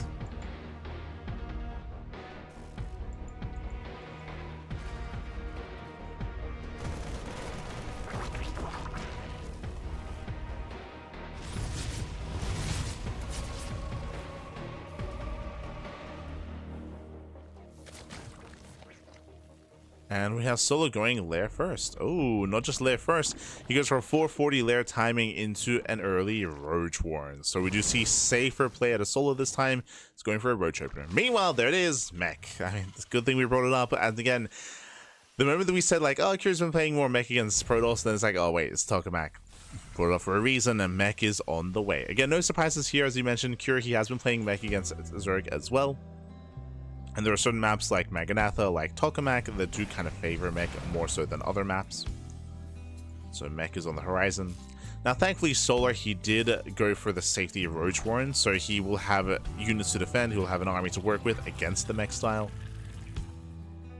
Meanwhile, Kira is going into High Flight Rotors. Again, this is very common, this is very standard, very standard. When it comes to the current meta of Battle Mech, it is typically Hellion Cyclone into High Flight Rotor Banshee. The goal here is to build up your Banshee count, and they are going to be able to just maintain their numbers over the course of the game because they're going to be that much more microable. Ideally, with good enough control, you don't lose any Banshees, you're active, you're harassing mineral lines, you're sniping Queens, and more importantly, you're sniping Infestors. Their big role here is to snipe the Infestors to make sure that fungal growths do not affect the Battle Mech army. So these Banshees, they play a pretty crucial role when it comes to this army composition, as they can eventually become the hit squad to deal with the Infestors. Especially considering that the anti-air is going to be very limited.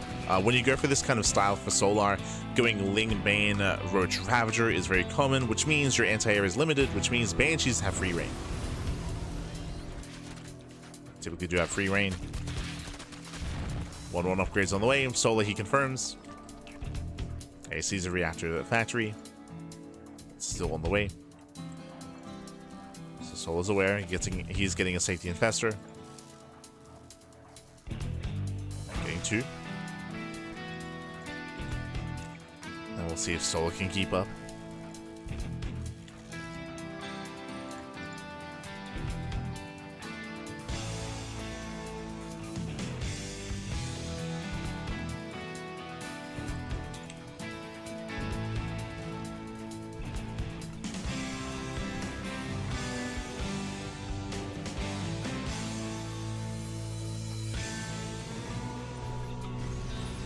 Here, Kira is being active. He could be moving in.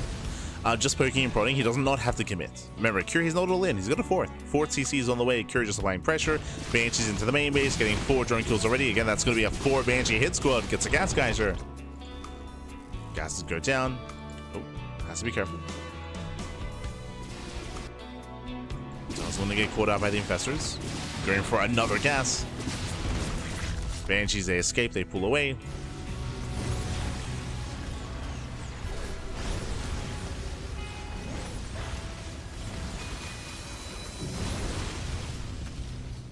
Let's pull away.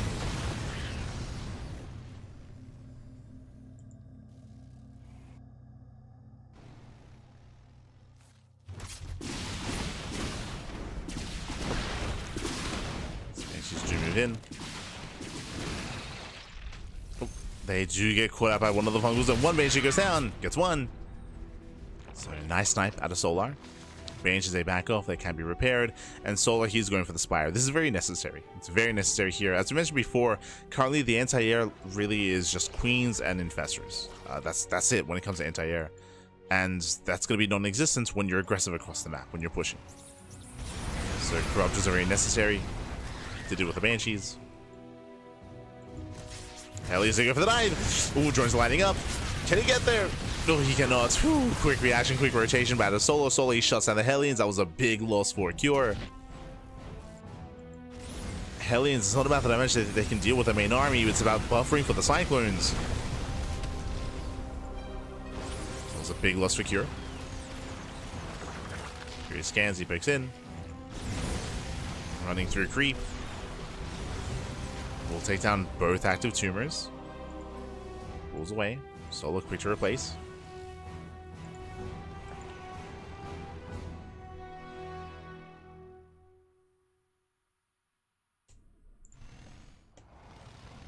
Solo is going for the Greater Spire. Hydrogen on the way. He's taking up quite a lot.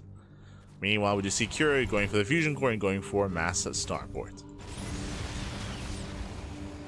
So he's going to have triple Starport production. From here, he could... I mean, I'm leaning more towards Mass Liberator. Leaning towards that. Oh no, the Infestors! Lose one. Yeah, one Infestor gets rallied in. Miscontrol out of Solar. He's down to one Infestor. So one Infestor remaining. So he has to be careful. Again, these Infestors, they're so crucial here to stop the dive. To stop the Cyclones. So we're gonna calm down.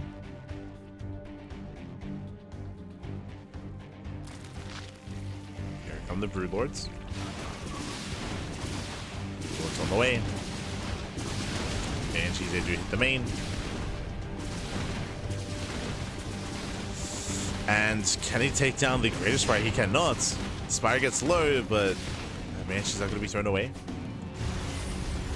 More Curious splits up his army. Banshees go down. Does he get the hatchery?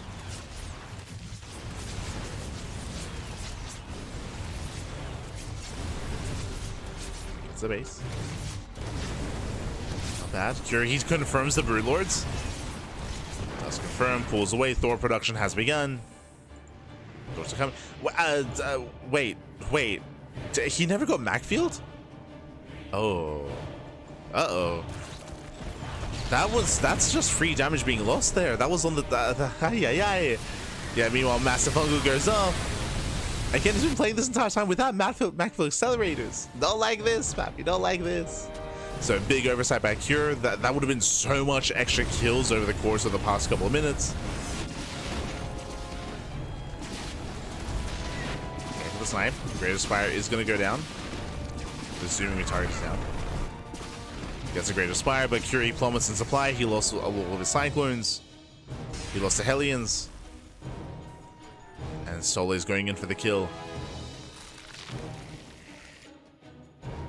He's going for it.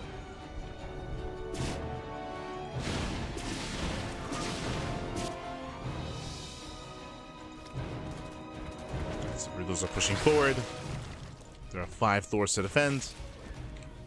Kieran tries to respond.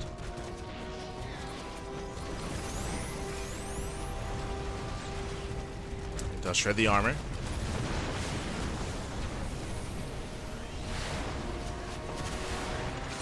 Oh!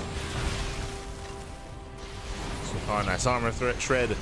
No Corruptors between the Vikings, they just go ham. Just going for free damage. Planetary is going to go down. Oh, sorry, I did miss the Hydras. Hydras, they snipe the Vikings. Hydras, they play their part. But Cure holds. Cure holds, he defends, he saves the Planetary.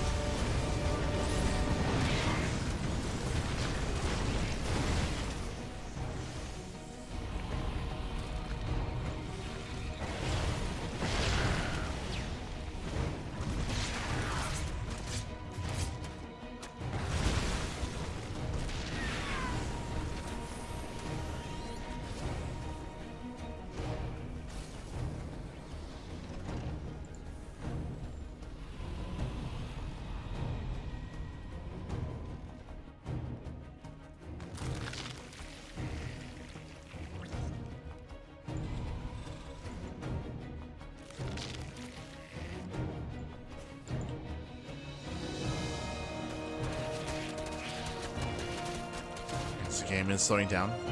We're calming things down, Batman. Calming things down. Here getting secure on 5 bases. Working towards the 6th. Likewise, Solo moving in.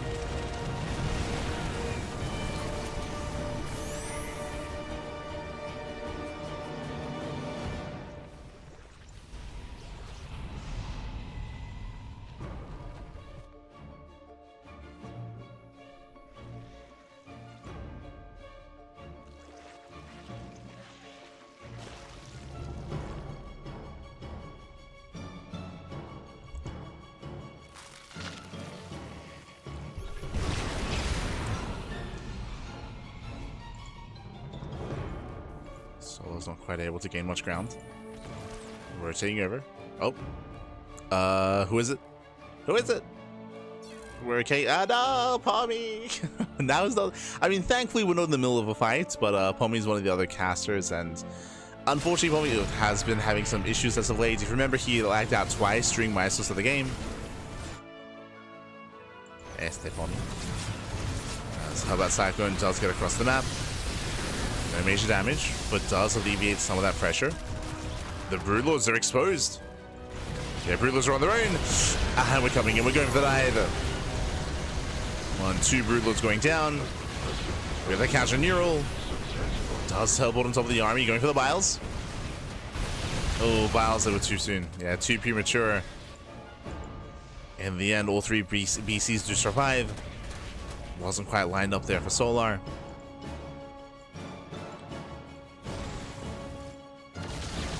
But he does at least save the Broodlords, at least some of them. Now, as we get into this kind of composition here of going into BC Thor, Solo's going to be heavily reliant on Infestors. Heavily reliant. Nice run by Lings. They kill a base, they kill the mineral line. But Solo, he needs Infestors, he needs Broodlords, he needs Corruptors. So Broodlord, Corruptor, Infestor. Vipers, of course, can help support as well. Right now, Solo is stuck with a ground-based army instead. Tries to go for the neural, but the Infestors are going to be the first thing to go down. Yeah, there's 1 Infestor left, down to 0, and the BCs will dominate. From here, Curie just snowballs out of control. He takes the fight, pushes in. Again, just not enough anti-air. Meanwhile, BCs, they dive on top of the Broodlords. Broodlords, they cannot escape. Looks like one of them might. Be close. Yeah, one of them does get away. But overall, these have been better trades for Cure, much better for the Terran. This is building up more battle cruisers, building up more Thors. At least he should be working on more Thor production. Currently, he's getting into battle mech. I mean, they both have their place, whether it's Thor or Cyclone.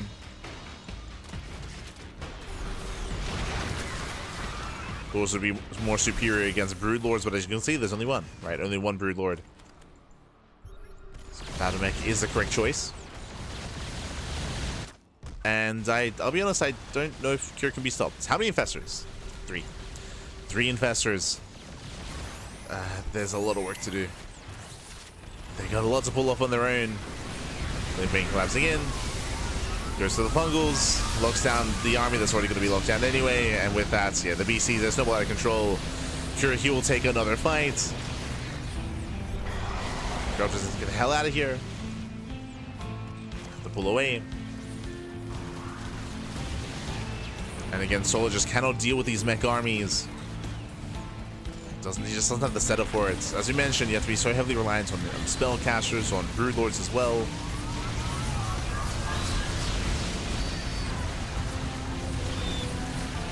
Does push in. I mean, the Roaches will win the battle on the ground, true. Roaches, they pop up on the ground, but what about the BCs? As they take down every single Corruptor, every Corruptor falls, and there's no answer. GG gets called. Cure, he will claim the series 2-1, advancing on to the grand finals. GG.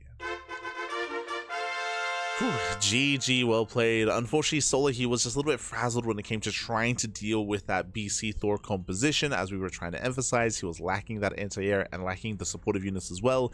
Once he lost his first wave of Broodlords, he never went back into them. He went into Roaches instead, and without Broodlord Infestor Corruptor, it can be so difficult to deal with these mech compositions, or so difficult to be as efficient as your opponent with these against these mech compositions. GG. GG, well played.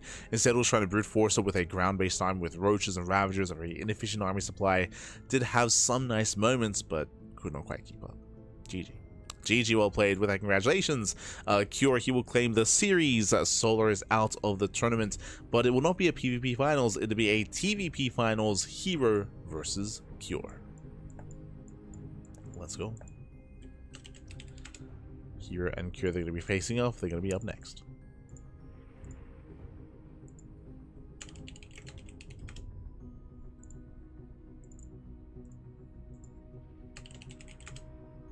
Finals time. Bam. As you can see on the bracket here, herO did take down MaxPax 2-1. We did cover that earlier. A very swift, very intense PvP, might I add, but herO was able to claim it. Cure just took down Solar 2-1 as well, and now we do have herO versus Cure in those finals. It is going to be a best of 5 finals here between these two players, the final series of the broadcast. For now, we are going to be going on a short break. Here, and when we come back, we'll have the finals ready for you. See you soon. See you soon after the break.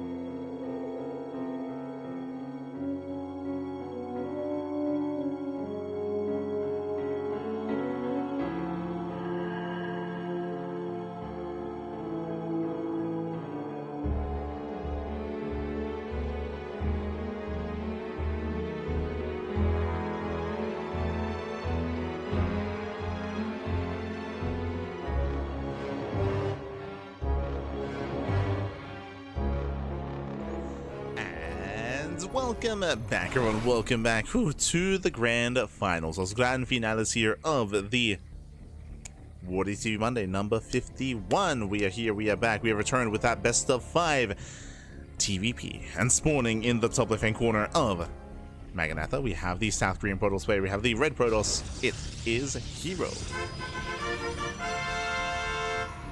And spawning in the bottom right hand corner, we have the South Korean Terran player. We have the blue Terran representing Team Liquid. It is Cure. Here we go. And if you're in the chat, you know what time it is. It is Gamba time. Predictions are open. Place your bets on who you think will claim the series. Best of luck in the chat as we get into our best of 5. Best of luck. As a reminder as well, this is a prediction for the entire series, not just for the game. So best of luck with said predictions. Hello, as here he does move out across the map early on with his probe, and he will hide his pylon, setting up for the proxy. Este herO. Ay, ay, ay. Let's go. We are setting up outside the bases. And we'll see how hard herO does commit.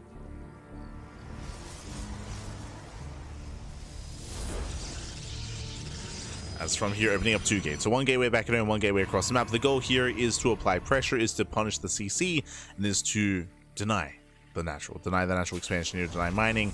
We'll see how much damage you can get done. We can see that Cure is going for an economic opener, going for a Rax expand at CC on the low ground, and herO will confirm with the probe scout. Ooh, he will delay. Does delay the CC. Ay, ay, ay. We have the money for it. We have the money. Reaper's on the way. SCV taking a little hit. Second worker does come down. There we go. CC has been thrown down, but again, there was a big delay here on that command center, and every second counts, especially when we are making and chronoing out a Zealot. Again, Zealot's going to be rallying, followed by the Stalker, followed by the Adept. Typically, the Stalker is proxied, and the Adept is back at home, because the Adept with the Shade does move out across the map faster. So there it is. We have the Adept at home, the Stalker across the map. We're going to be rallying everything we can to zoom across the map and to punish this CC. You can see here that already the worker is getting low. Probe is going to go down, but this is worth it. As he's softening up the workers here. And here comes the Stalker. Cure, he has no idea. Cure is getting a safety bunker, thankfully. But the Reaper does take some hits. The bunker should not finish. And neither should the SCV. Yeah, neither should the CC. Oof. The CC is delayed, so is the bunker. We're still rallying out more units, and with enough reinforcements, herO may just force a cancel. He may just deal critical damage. There it is! I cancel CC. Zell gets surrounded, thankfully. Adept does shade in, going for the Marines, gets one, and can he get the other? We'll get the Reaper. Okay, Reaper goes down. Marine as well. Remember, we're still rallying, and this is becoming critical damage. This is getting out of hand. There's nothing. There's 0 army units right now. 1 Marine does arrive. But again, Curie's stuck on 1 base. Big delay on the CC. Big delay on everything. Oof. And this is a rough start for the Terran. It's a rough start, Pappy. Rough start. Behind this herO, going for his tech of choice, is expanding, going for a robo opener out of herO. With this, it's very safe, very defensive. He can start early immortal production to defend against an all-in, and he can also get into Colossus as well. This is a really smart way if he's anticipating an all-in out of Cure. And Cure should be going for something aggressive because of how far behind he is. A 2-base all-in would make the most sense. Just because of his deficits, trying to build up and get into a macro game from here, you're playing from behind. It's going to be very difficult to pull off. So all here has to do is just be as safe as possible. Just play it safe. Army moves in. Cyclone's out of position. The depot is going to go down. Yeah, there's no saving the depot. Let's say shade into the mineral line. Tank is thankfully on the way. There's a recall back home to defend against the Cyclone. Oof. Brutal SCV kills.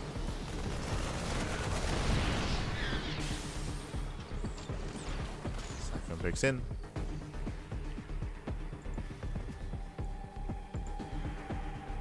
Cyclone pulls away.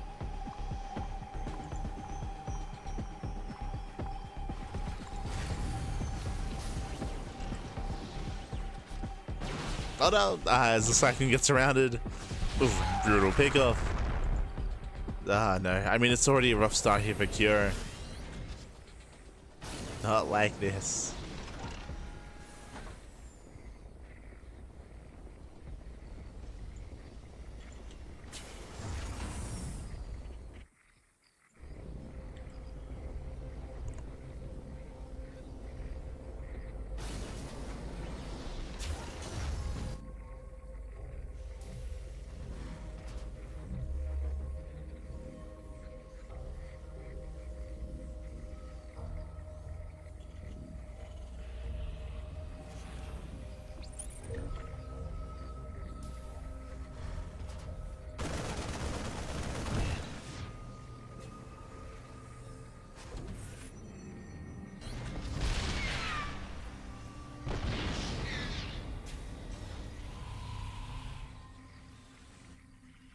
From here, we're settling in.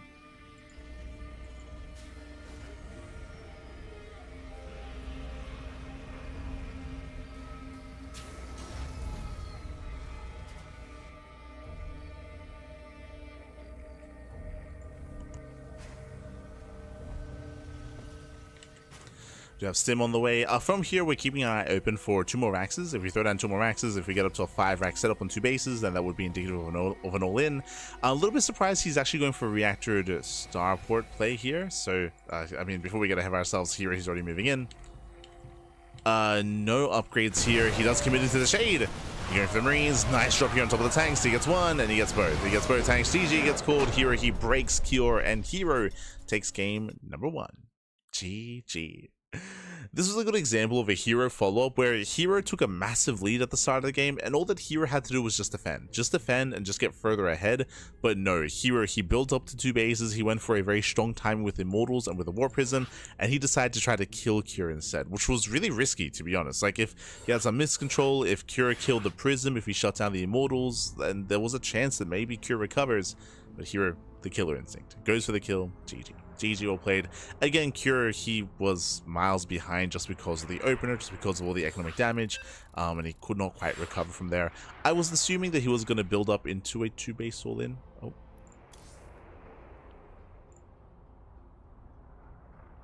I was assuming that he was going to build up into a 2-base all-in, but alas, he didn't quite get there.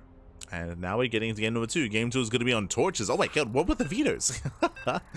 Game 2 is going to be on Torches. Torches is, of course, one of the most vetoed maps in the map pool. But hey, this is the second time we're seeing it here tonight. Is known for aggression, is known for, yeah, just aggression is maybe the best way of putting it here. Short rush distance by ground, short rush distance by air, goal bases, healing pads. It's an intense map, and we'll see how our players will approach it. There's lots to get into. Let's go. And spawning in the bottom right hand corner of Torches, we have the South Green Protoss, the Red Protoss. Leading the series 1-0, it is a herO.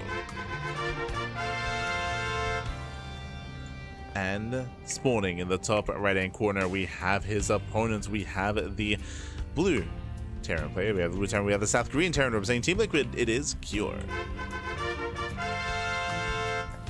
Cure is crazy. He is. Crazy. But here we go. Welcome to Torches. Again, Torches is a very unique map in the map pool. It has a gold mineral wall that you can mine through to gain access to these center bases. We have a gold base in the center. We have these giant tumors that expire over time. We have, of course, the short rush distance by air, which does favor drop play and air-based harass, which is why we've seen a rise in popularity of Banshees. Like Cloak Banshee harassment and Banshee play in general has been quite trendy on this map because it was so popular, because it was so meta. Protoss players started opening up Stargate. They started going for Stargate openers to hard counter, and then Terran players they just stopped going into Banshee play. Started going for more heavy bio pushes to punish the Phoenixes. And again, the meta has just been very influx here on Torches. And we'll see what we get into this time.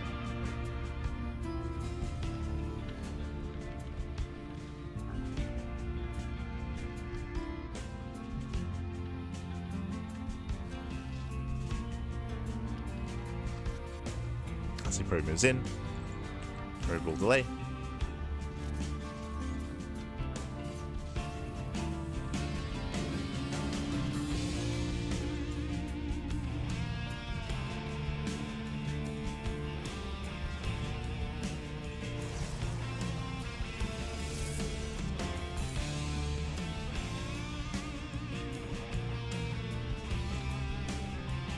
Here again, we are just going to be building up, getting into our own economic opener. Ranks expand into factory, so delayed tech here by Cure as he did open up with single gas. Meanwhile, this time herO calms down and we go for a standard opener. This time there's no crazy proxy, there's no setup, nothing to aggress, and does open Stargates. Let's go. As I mentioned before, we have been seeing a lot more Stargate play on this map. If you recall, I spoke about how we had a rise in popularity of Banshee play and Banshee harass and just drop play in general because of the rush distance by air. Was very popular, and as a response to that, the Protoss players started opening up Stargate more commonly on Torches as well, just to hard counter that kind of play. So herO does open Stargate. we'll see if Cure does commit to said Banshee play. Now going for his 1-1-1. Picking up his Marines.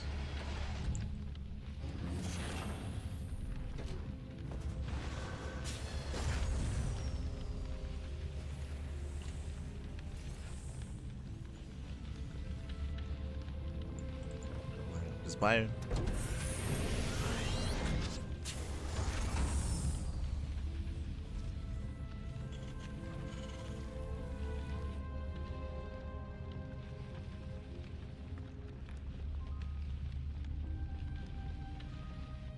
And here comes the initial drop. Got a Cyclone, got our Medivacs. Cure will soon move out. Hero opening up Oracle into the Phoenixes, and with the Oracle, he will show his hand. Up until this moment, Cure didn't know. He didn't know that there was a Stargate. Oracle dips in. Plays it safe, didn't want to get caught out. We'll get a couple of SCVs. And Cure should be more defensive. He already moved out with his Marines. Meanwhile, the Revelation gets eyes on the Medevac moving out. These early bio pushes can punish Stargate play. We spoke about it. There is a shield battery. There's the depths. I feel like Hero should be fine.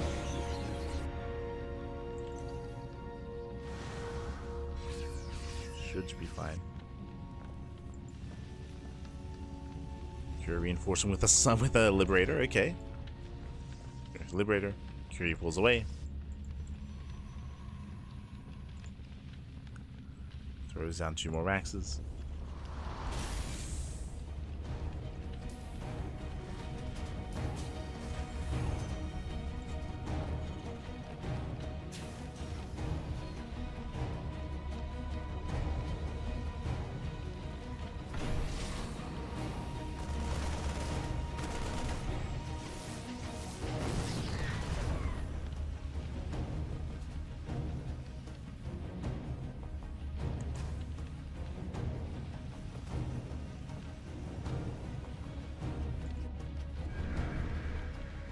Here does break in, just keeping tabs on the bio army. Phoenixes have been slowly building up. From here, he's not going Phoenix Colossus, he's going Phoenix into Charge. I mean, there were options available here if Hero wanted to go into Colossus, if he wanted to go into Zealots. Did make his choice. Bearing in mind that Hero does take his gases on 2 bases, and he goes for a very delayed third, very delayed expansion. Liberator does go down, no major damage. But Hero, because of the delayed third base, he is expecting and getting ready for a 2-base push. For a 2-base all-in, Oracle goes down, and does Cure commit to 1? Still waiting for the upgrades. But again, because of this 2-base play, Hero, his Storm will be ready for a move out.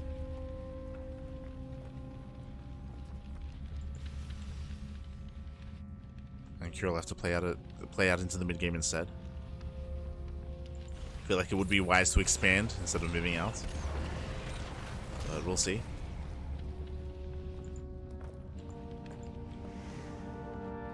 Cure with the interception. Oh, does get 1. Does get a Phoenix. Not bad. 1 Phoenix that's full. Upgrades are about to kick in. He's getting +1. Stim, combat shields, and he does expand. Whew, good call. So, as we mentioned, Hero, he was ready for a fight. He has 3 Templar, he's got 4 Storms. He was expecting a push, but Cure's expanding. Cure, he's posturing, he's not committing. So from here, we're building up into a longer game. This is where Hero is going to be in a brutal position. This is where Hero has to make use of his army. Remember, Hero, he delayed his own expansion, he delayed his economy to make all of this. Moving in. Tells in a Storm. 1 Storm lands, Ultra State Ranch to the face. There's still plenty of fire behind this. And Cure holds. And Cure, he's pre-split. He's ready for the Storms. Hero looking for a way in.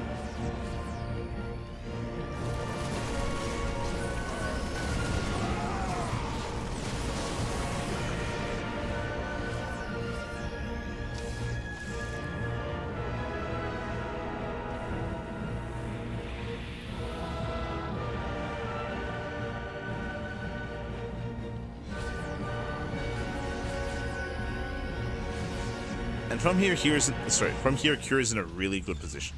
Kira, he's ahead. He's getting his starbase up running, and Kira should be the first to max. Should be the first to max out. Likewise, should be the first to brace 2-2. Marshal's popping up. Storms, they graze the army. But for the most part, again, Kira, he is pre-split. The Storms are not really getting much value.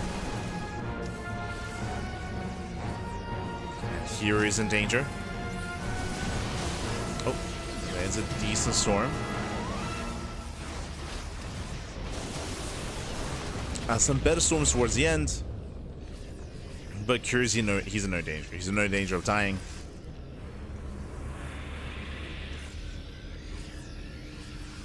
Kira has plenty to work with. Nice Storm. Oh, but a better snipe. Takes down the Templar. Kira defends. And Kira's just getting further ahead. Hero's just falling further behind. Hero working on double Robo, double Colossus production. Here he needs time to get into the Colossus. If he can get there, if he can get into Colossi and Storm, then maybe he can slow the game down and recover. But this has been a rough game for the Protoss. Go to my connection. The army's clumping. Was clumping.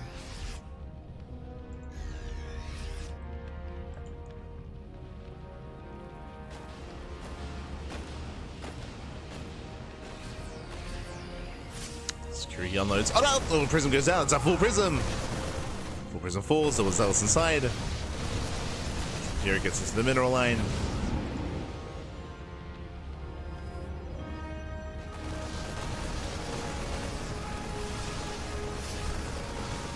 And then Cure, at this point, he can do what he wants. Stands in, focuses on some of the stalkers. Almost the entire army responds. Actually, that was the entire army. That's how little Hero has to work with. This is it. 4 Templar, 2 Archons, he recalls, Curi's pushing out, and Curi's just snowballing out of control. Curi has a massive army. The Colossus will help. Sure.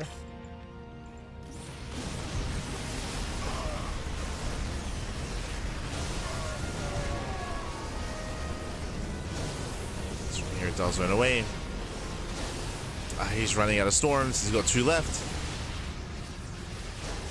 Down to 1. Oh, he's got maybe 1 more in the chamber. Nah, not even. Yeah, every head Templar goes down, and from here, Curi just doubles out of control. He stims and he wins. Again, Hero just playing from behind from almost the beginning of the game. And Curi never overextended. Played it safe.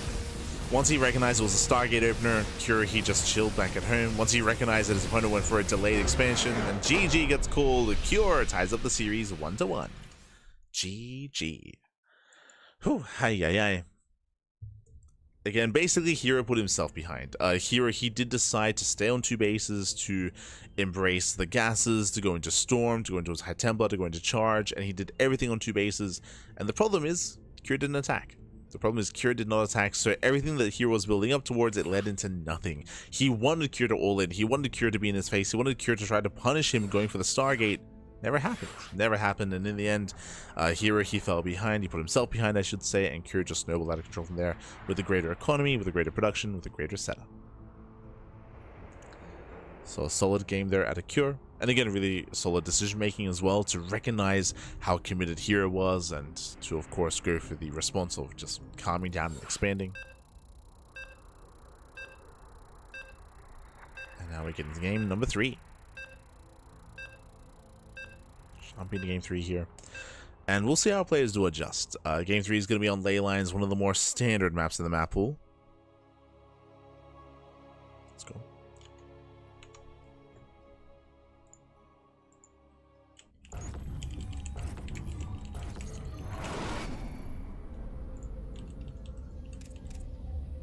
Spawning in the bottom left-hand corner of ley lines, we have the South Korean Protoss player. We have the red Protoss being forced into a tied series. We'll see if he can bring it back. We'll see if he can tie things up, or take a lead, I should say. It is herO. And spawning in the top right hand corner, we have the South Korean Terran player. We have the blue Terran representing Team Liquid. It is Cure.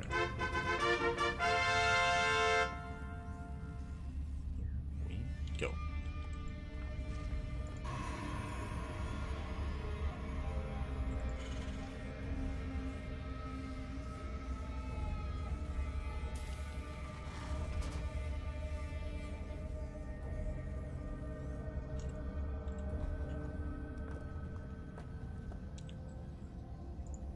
So from here, we're calming down. As we load into ley lines, we should be seeing a much more standard opener out of herO.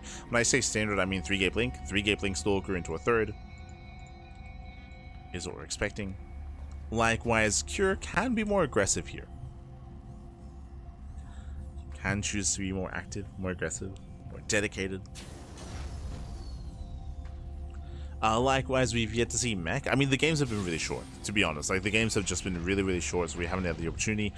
I don't know if I'm fond of mech on ley lines. As I mentioned before, I can see mech working really well on Maganatha, on Tokamak, but on a map like ley lines, we'll see. We'll see if he does dabble in it. I'm sure we'll see mech at some point in this series from Cure. Whether it's here in Game 3, I can't say with certainty. I'm leaning away from it.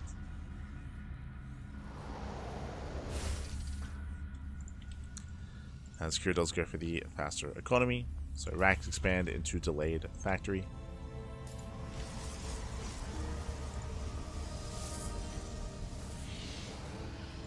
Hello. Here he does skirt around the edge of the map. Cure, he's looking for any kind of proxy, any shenanigans. Now with his delayed scout, I believe here his goal here is to avoid the Reaper. And I mean, there is no Reaper, unfortunately. I guess he does avoid it, but there was none. Yeah, the Marine does run away. Here he scouts the timing of the CC. He knows. He's now aware of the economic opener. He now knows that this was a CC before factory. And we'll see how he responds. So far, going for the Twilight Council. The Council. 1-1-1, the Cure.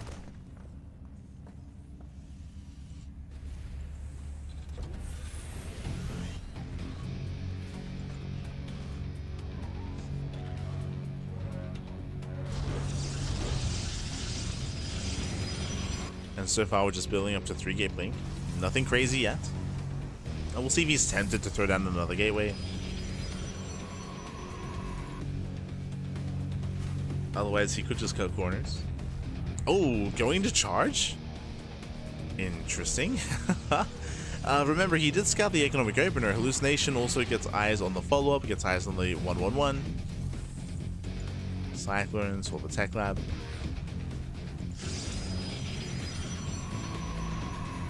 But a charge-based opener is ideal against an all-in. If Cure was going to go for an all-in, if he was going to pull the boys, if he commits into, say, 3 tanks and a move-out, then herO would be ready. Tank production has begun. Hallucination reconfirms or rescouts. There's a tech lab on the factory. Also gets eyes on the move-out.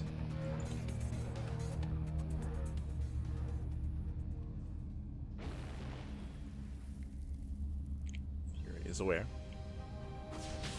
Does intercept. Does force the unload. Oh, trading with the Marines. Oof, takes down the medevac. We'll lose 1 Stalker, but just the 1. So this is well worth it. herO here losing 1 Stalker for a medevac, Cyclone, and Marines. Ay, ay, ay. Better trade for herO, but this is a late third. Oh my god. I just assumed that he had gone a little bit earlier. Nice retargeting. But very late third base here at a herO. Remember, he did decide to go for early charge. And hero's moving out. Cure throwing down extra axes. If Cure was going for a third CC into mech here, then herO this could just kill him. But Cure's playing it safe, he's getting 2 more bunkers. He's gonna see the setup, and I think he's gonna commit anyway. Yeah, he's going for it. Does go for the dive, goes to the tank. Tank does go down. Ooh, did pull back too soon. I believe 1 extra volley went off. One extra volley. And there's just not enough gateway units here. Yeah, there is not enough. Cure holds. Cure, he holds, he defends. He will lose 5 SCVs, but only 5.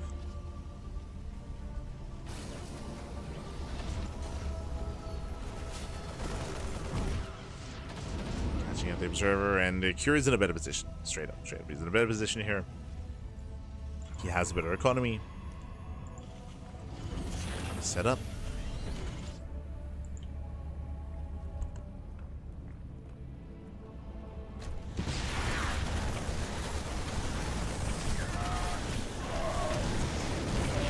As here, he wants that tank, and he will get it. Okay. Drops in, takes down the tank, bleeding out 1 zealot. Here, popping off. Again, just getting as much value as he can.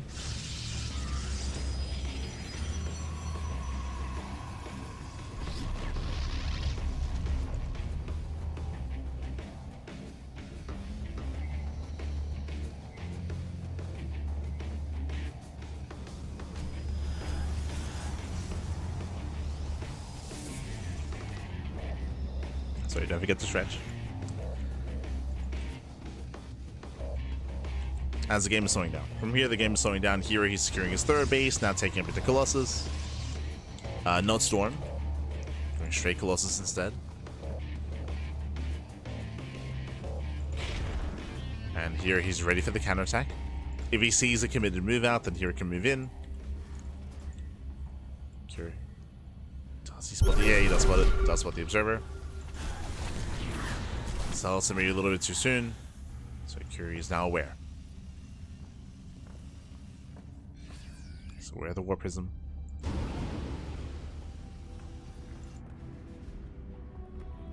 Let's go for the double drop.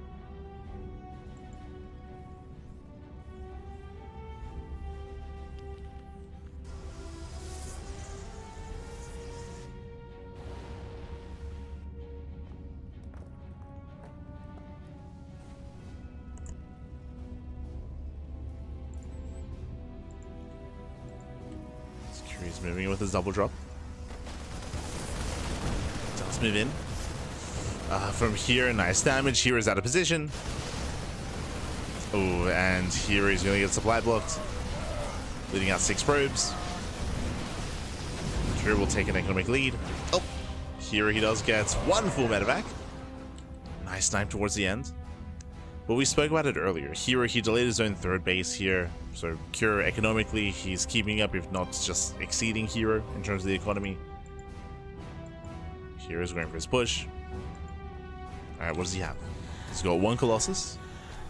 1 Colossus, he's going to be heavily reliant on these Zealots. Hero's setting up.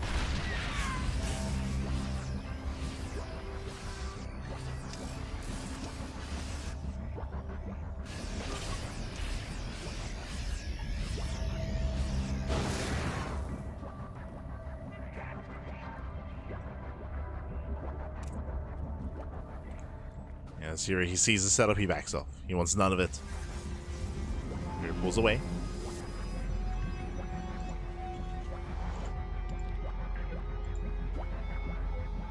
Pulls away, sets up his 4th base.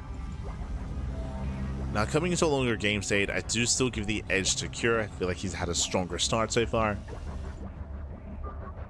But Hero can recover. I mean, he's got a Zealot run by. His Zealots are ready. He's got spotter Zealots in position.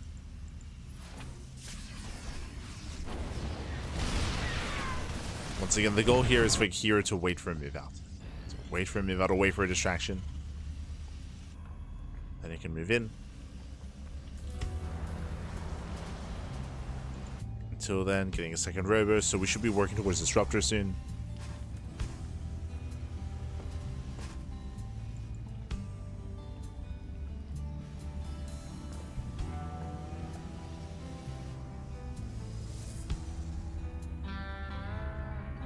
Here come the Disruptors, here come the Nevas. They're coming.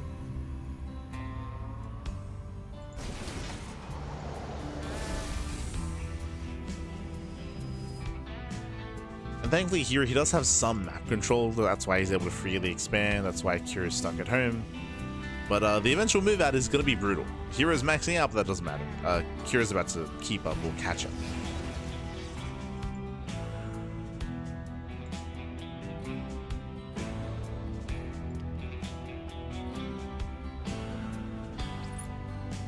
As here he has a distracting army on the right, moving in on the left. Kira keeps in position. For now he's distracted. My side the Colossus at the same time. Hero does go for it. Let's move in. Ghosts are ready though. And Hero's taking too long. Oh, does get the massive warp in though. Massive warp into the main. No, that Colossus gets caught out. Nice force fields, but the ghosts they get away, losing only one ghost.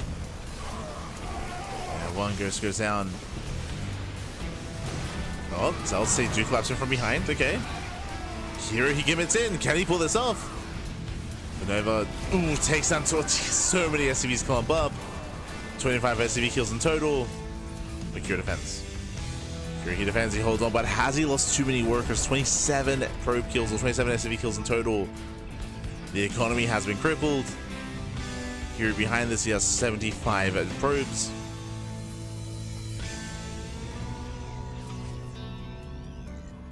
Begun that road to recovery. It's gonna take a while, but here he's gonna slowly remax, making his Colossus, going for his Warpins. Likewise, Kira doing the same.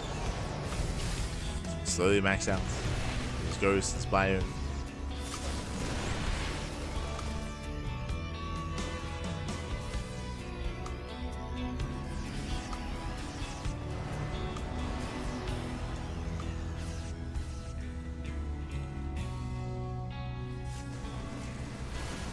See Kira being broken here, at least not on 4 bases. Here he's attempting, going for another Zealot run by. Good response.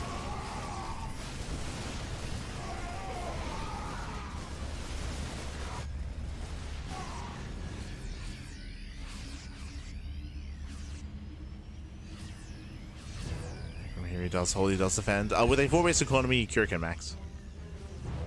Both players will. Here, he could be taking this opportunity, especially because Kira is fighting for his expansion. We could see Stargate, right? Stargate into Fleet Beacon, into the attempted setup into Sky Toss.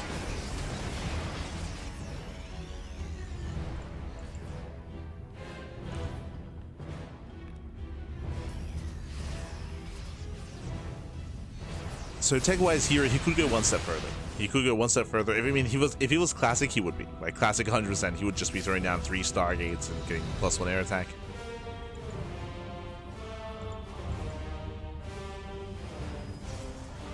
You're focusing a little more on the now.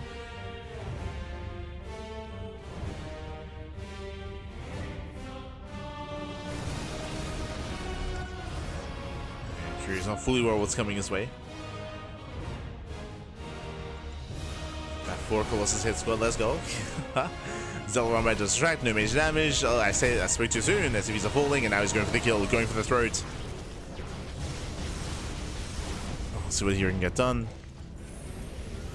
Denies the third. SCVs are still going down. The Zealots are wreaking havoc. And you can see that Curie's stuck here. He's stuck in this 4th base. He can't respond. He can't rotate to his main.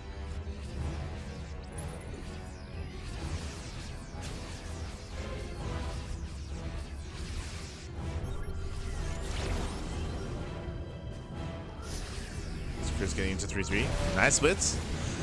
Oof. Does take one massive node to the face, but he will catch every disruptor. And we saw this previously as well. Zhang's positioning is at least not to be desired.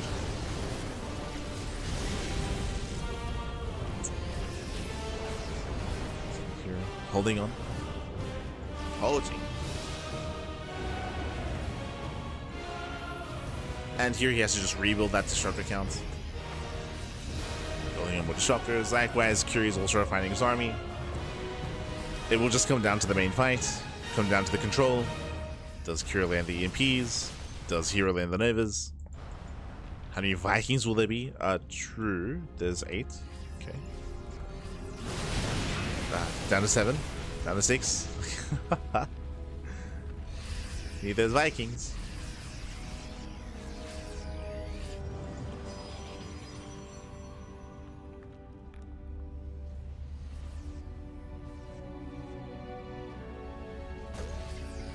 Here trying to look for a way in. Does not want to get sandwiched. Oh, 3 MPs. Gets 1, gets 2, gets 3. Get 3 just wants to go down. Good losses for herO. herO's just been on the back foot for most of this game. Can he recover?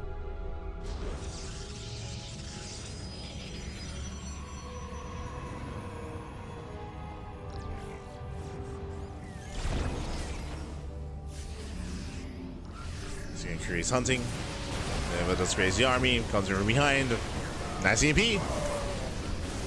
EMP lands. Oh! Second split. Voids most of the Nova.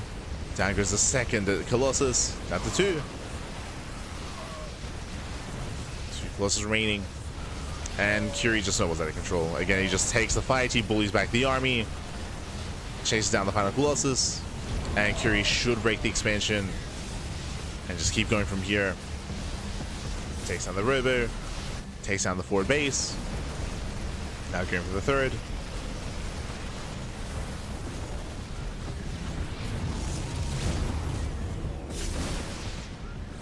And now Curie from here, he can just stim and win. I mean, I say that. He's going to try to force his way up into the main base.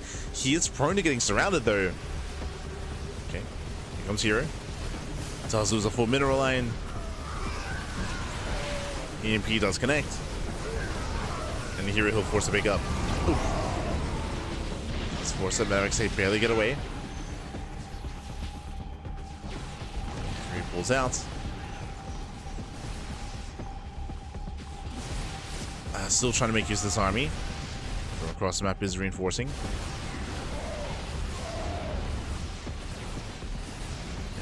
pulls away. Reinforcements have arrived. Still being forced to guy back.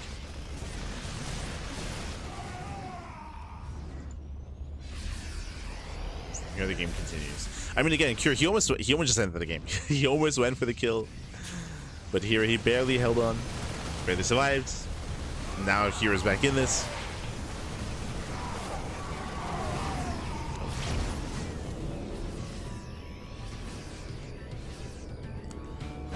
He's holding his own. CC's under fire. Base goes down. Sentry tower as well.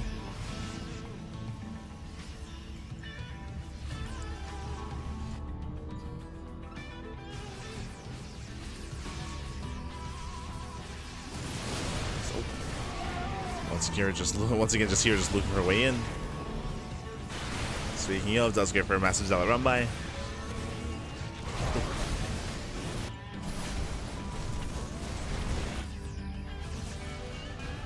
Snipe Sentry Towers. Trade against the bio. Security dust him in. Takes down the disruptors. He's trading here, but he's trading mainly minerals, like mainly mineral-based units. Quite gas intensive. Until now, taking more gases. This should be for the ghosts.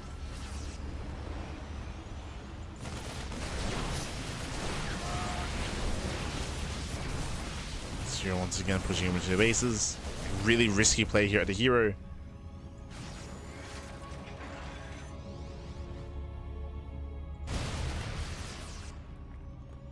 Pulls away, the game is slowing down. You see herO mass expanding, taking bottom right and top left.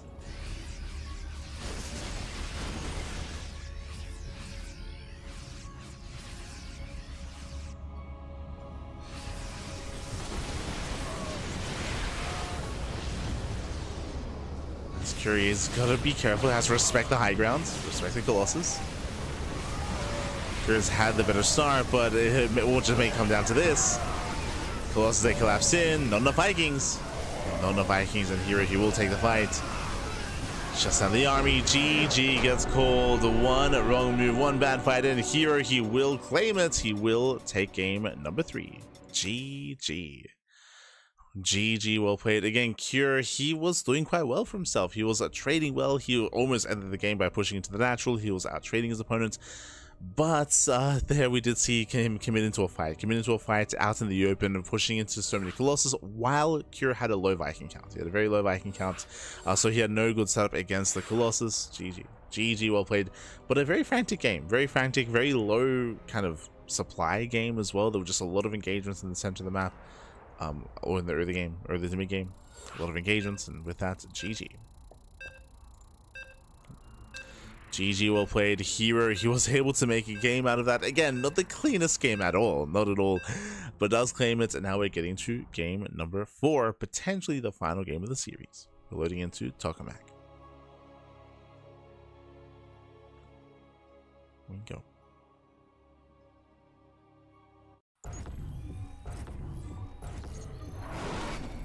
As spawning in the top right corner of Tokamak, we have the South Korean Protoss. We have the red Protoss. He does take a lead in the series, and we'll see if he can close it out here and now. It is herO. And spawning in the bottom left-hand corner, we have the South Korean Terran player. We have the blue Terran representing Team Liquid. It is Cure. I almost said Clem. The fatigue is setting in, Fabi. The fatigue is setting in. I'm running off of 4 hours of sleep today, as basically once I think my was finished at around 4 or 5 a.m. in the morning, and I had to wake up at like 9. I think I woke up at 8:45. So let's go, bye. Let's go. So getting fatigued a little bit faster here than usually for the WardiTV Mondays. We can make it, man. We can make it. Let's go. We can make it. Of course, it's going to be similar tomorrow. Tomorrow I have to wake up in... how many hours time? 9 hours for the OSC mid-season playoffs. Maybe we get some good sleep today. This way, like, oh, why don't you cast Monday Night Weekly? God, no. Appreciate the badge. But again, a really chaotic game on ley lines, very back and forth. There was some strong moments for Cure, other strong moments for herO. I was favoring Cure for the most part in that game. He was going for a lot of correct and good moves, but one bad fight is sometimes all it takes. I say one bad fight, really it was just a rough lead up to that fight as well. If you recall, before that final engagement, Cure lost most, if not every single one of his Vikings, so the Viking count against 4 Colossus, that does not bode well. Likewise, he bled out Ghost early on before the main fight occurred as well. So he had less Ghosts, less EMPs.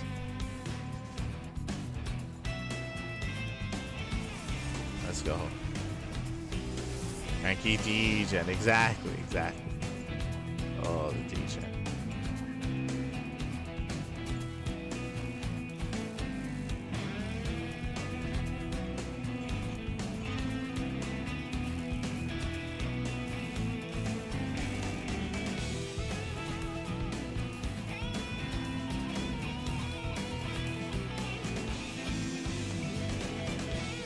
Otherwise, we're going to be settling in. Did have a more economic opener out of Cure, going rack to spend. So rack to spend, economic starts here out of our Terran player. Likewise, so far, standard opener out of herO. I say standard, we've seen a lot of variance out of herO so far in this series. A lot of variance.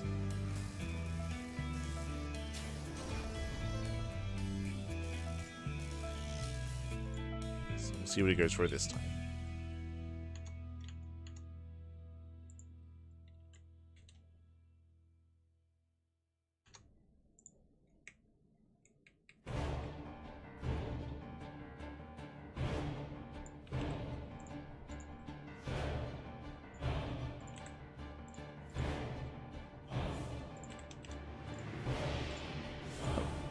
As behind this, we're getting to our own 1-1-1. So 1-1-1 follow-up here out of Cure. Hallucination does confirm. Does confirm that we're going reactored Marine. There's no reactored Widowmine. There's no reactored Cyclone. Reactored Widowmine or reactored Hellion. So nice scouts.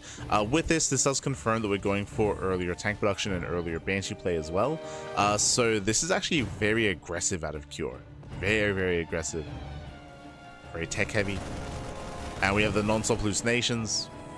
This is indicative of an early push. Ooh, going into cloak. Interesting. It's on the way. Here it gets 2 probes, nothing major. As hero's going for... he's going 2K Blink. Uh-oh. 2K Blink into a third base. Very greedy build out of hero. Very greedy. This is a build that has fallen out of favor and fallen out of the meta. Meanwhile, Cure, that's a fast first tank. That's going to be a fast second tank. And do we get into a fast third tank? Oh, we're going to mech. Okay, we'll do one better. So it's going to be a 1-1-1. That's going to be a fast third TC. And this should be another factory. We should be getting ready for a second and third factory. Now the lack of tech lab on the racks makes sense. So show us that mech. There it is. Second factory, no surprises here. If you recall at the start of the series, we spoke about how we expected to see mech at some point in the specified from Cure, and if we did, it would be on Maganatha or Tokamak. Well, we're on Tokamak, and we have mech. It's kind of a better map for that kind of play. Allows you to set up quite easily on 4 bases. Even on 5. This time we have Maxfield accelerators. True. Remember last time we saw Maxfield accelerators was not researched. It was brutal for sure. Not like this. Not like this.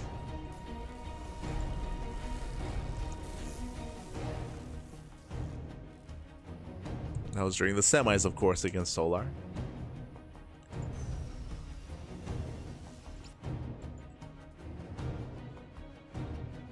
Secure does move out with 2 Banshees, key can, 1-shot workers. Is spotted. Hero responds. So far, Hero's keeping up.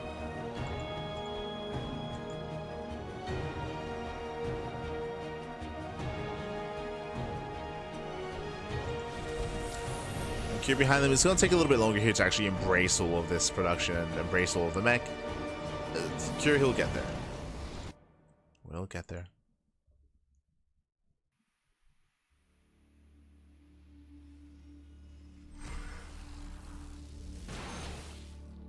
Let's see here, attempt to intercept.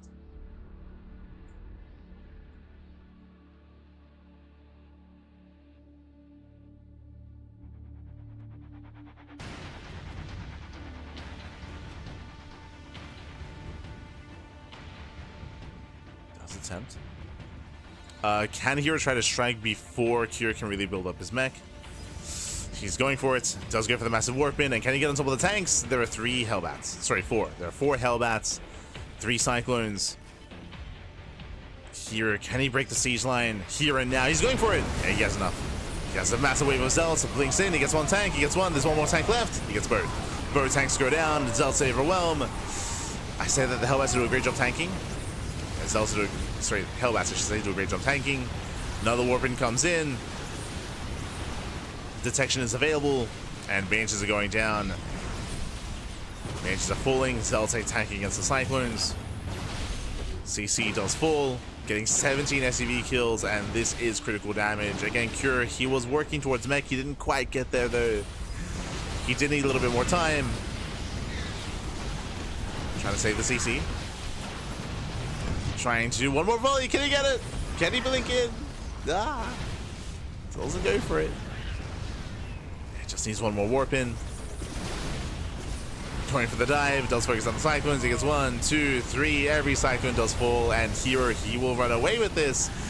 We did see the attempted mech out of Cure, but this is critical damage. GG gets called. And Hero will take the series 3-1. Becoming this week's WardiTV Monday champion. GG. Whew. GG, well played. That is the one big moment where you're vulnerable as the meching Terran player, is when you're going for your 3rd TC, when you're rushing to your 3rd TC before you really get your high mech army going. Again, there were only, what was it, 2 tanks? I think it was 2 tanks on the low ground. Remember, it was only like 4 or 5 Hellbats, 3 Cyclones. Like, he needed a little bit more time to build up that army. And if he were able to, then he would have been able to defend and shut down the aggression, the timing. But alas, we saw that Kira was being greedy. He was being greedy. He was set up, and herO, once he realized what was going on, he went for the kill. He went straight for the kill, went straight for the throat. If you remember, with the non-stop scouting, he did confirm the tech labs on the starport, tech labs on the factory, and he confirmed that the tech labs were staying, of course. Then he scouted the follow-up. GG. GG, well played. Congratulations to herO, congratulations. Does claim the series. I do apologize for being a little bit low energy for game 3. It was game 3, yeah, game 3. Game 3 and game 2 as well. It was a little bit lower energy. So I do apologize, but I'm giga tired. Giga. We made it, we made it. It's midnight. It's midnight here in Australia, and again, we're going to be live in around 10 hours. In around 10 hours time with, well, with OSC mid-season playoffs. Man, you can see it here. You can see it here before you. We just wrapped up with our Monday evening broadcast, and we're going to be live at Tuesday morning with the OSC mid-season playoffs. That's going to be at 9 a.m. KST. That's going to be at 10 a.m. AST. Meanwhile, in less than 24 hours, we're going to be live with Sparkling Tuna Cup. That's going to be our second cast tomorrow. Then on Wednesday, we have Pigastar Cup into the League Cup. On for Thursday, Friday, Saturday, and Sunday, we have non-stop RSL. We have the Pondcast and the KSL intermixed as well. So we do have an intense week of StarCraft as always here on the CranKy Ducklings. What I will say is that for the Pigastar Cup, that is very tentative. We'll see how things go. If I'm available for the Pigastar Cup, so that I'm a little bit shaky when it comes to my ability to cover Pigastar Cup this week. I know that we've been very sporadic with Pigastar Cup. I do apologize. Some weeks we can, some weeks we can't. So that's the one thing for Wednesday. Otherwise, we should be good. Should be good for everything else. Everything else should be good to go. And of course, one of these days as well, maybe on Sunday, maybe over the weekend, depending on when I finish, I also do want to have like a recap TLMC stream as well. For those who aren't aware, the Team Liquid map contest is currently ongoing in the judging phase, TLMC number 21, and I have been, over the past like 4 or 5 days, I have been going through all the maps, going through the judging process. It's my first time doing it, my first time. Shout out to Wax, he reached out, and I was like, I don't know if I have time. I was like, I do so much casting, but I don't know if I can. But I was like, you know what? If I don't, who will? So we stepped up, and it's a lot of maps. Fun fact, I have I have 3 more maps. I have 3 more maps to go, and then I would have finished going over all of the standard maps. I still have to go through all the rush maps and the macro maps and the dynamic maps as well. So that's that's gonna be a process, maybe. But depending on when I finish, maybe on Sunday or maybe next week, I do want to have like a recap stream, which will be a lot of fun, where we can kind of go over all the maps and kind of go over what I'm looking for and what I was like basing my criteria off of, and yeah, on the upcoming maps with TLMC 21. I think it'd be a lot of fun. And you can get some insight on that as well. So that'll be the plan. That'll be the plan. Either this Sunday or next week, one or the other.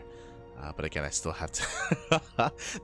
Finishing up the standard part is the most important thing, because there are more standard maps submitted than any other category.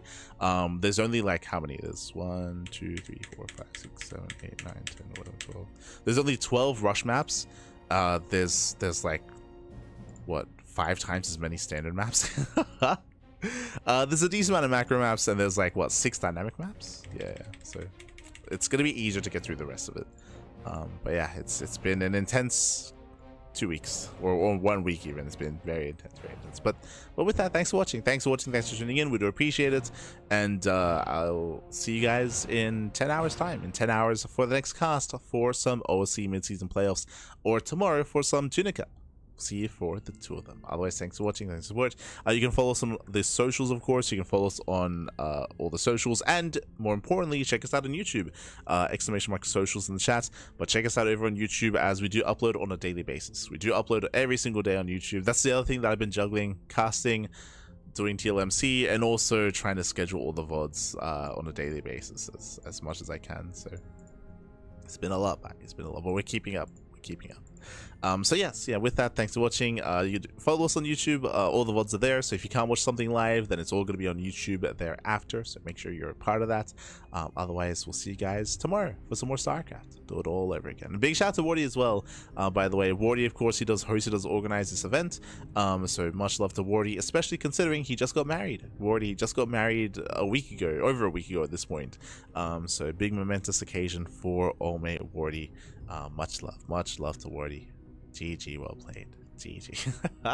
So, with that, thanks for watching, and I'll see you guys next time. Until then, stick around. We're going to be giving another StarCraft stream raid. I do know that the Monday Night Weeklies is right around the corner. We will not be casting that. No, I need us. No shot. We'll not be casting the Monday Night Weeklies, but I believe that's typically covered by Steadfast and by Rotterdam. I think they're the usual casters. Sometimes Zombie Grub, and maybe Pig. Actually, I know that Pig is in Europe right now. He's in Manchester. The reason for that is because Pig was at Wardy's wedding. Not just Pig, but Zombie Grub, Ravi, Harstem, Risky, Euthermal, like Loco. They're all at Wardy's wedding. So some of them did stick around to have a bit of a vacation over in the UK. So that's why Pig was casting Masters of the Game from Europe, from the UK. For those that were curious as to why that was happening, did decide to use the wedding as an opportunity to have a vacation. But otherwise, with that, thanks for watching. Thanks for watching. Thanks for tuning in. Hope you all enjoyed yourselves. Hope you all had a great time, and I'll see you guys next time. Ciao. See you next time. Hasta luego.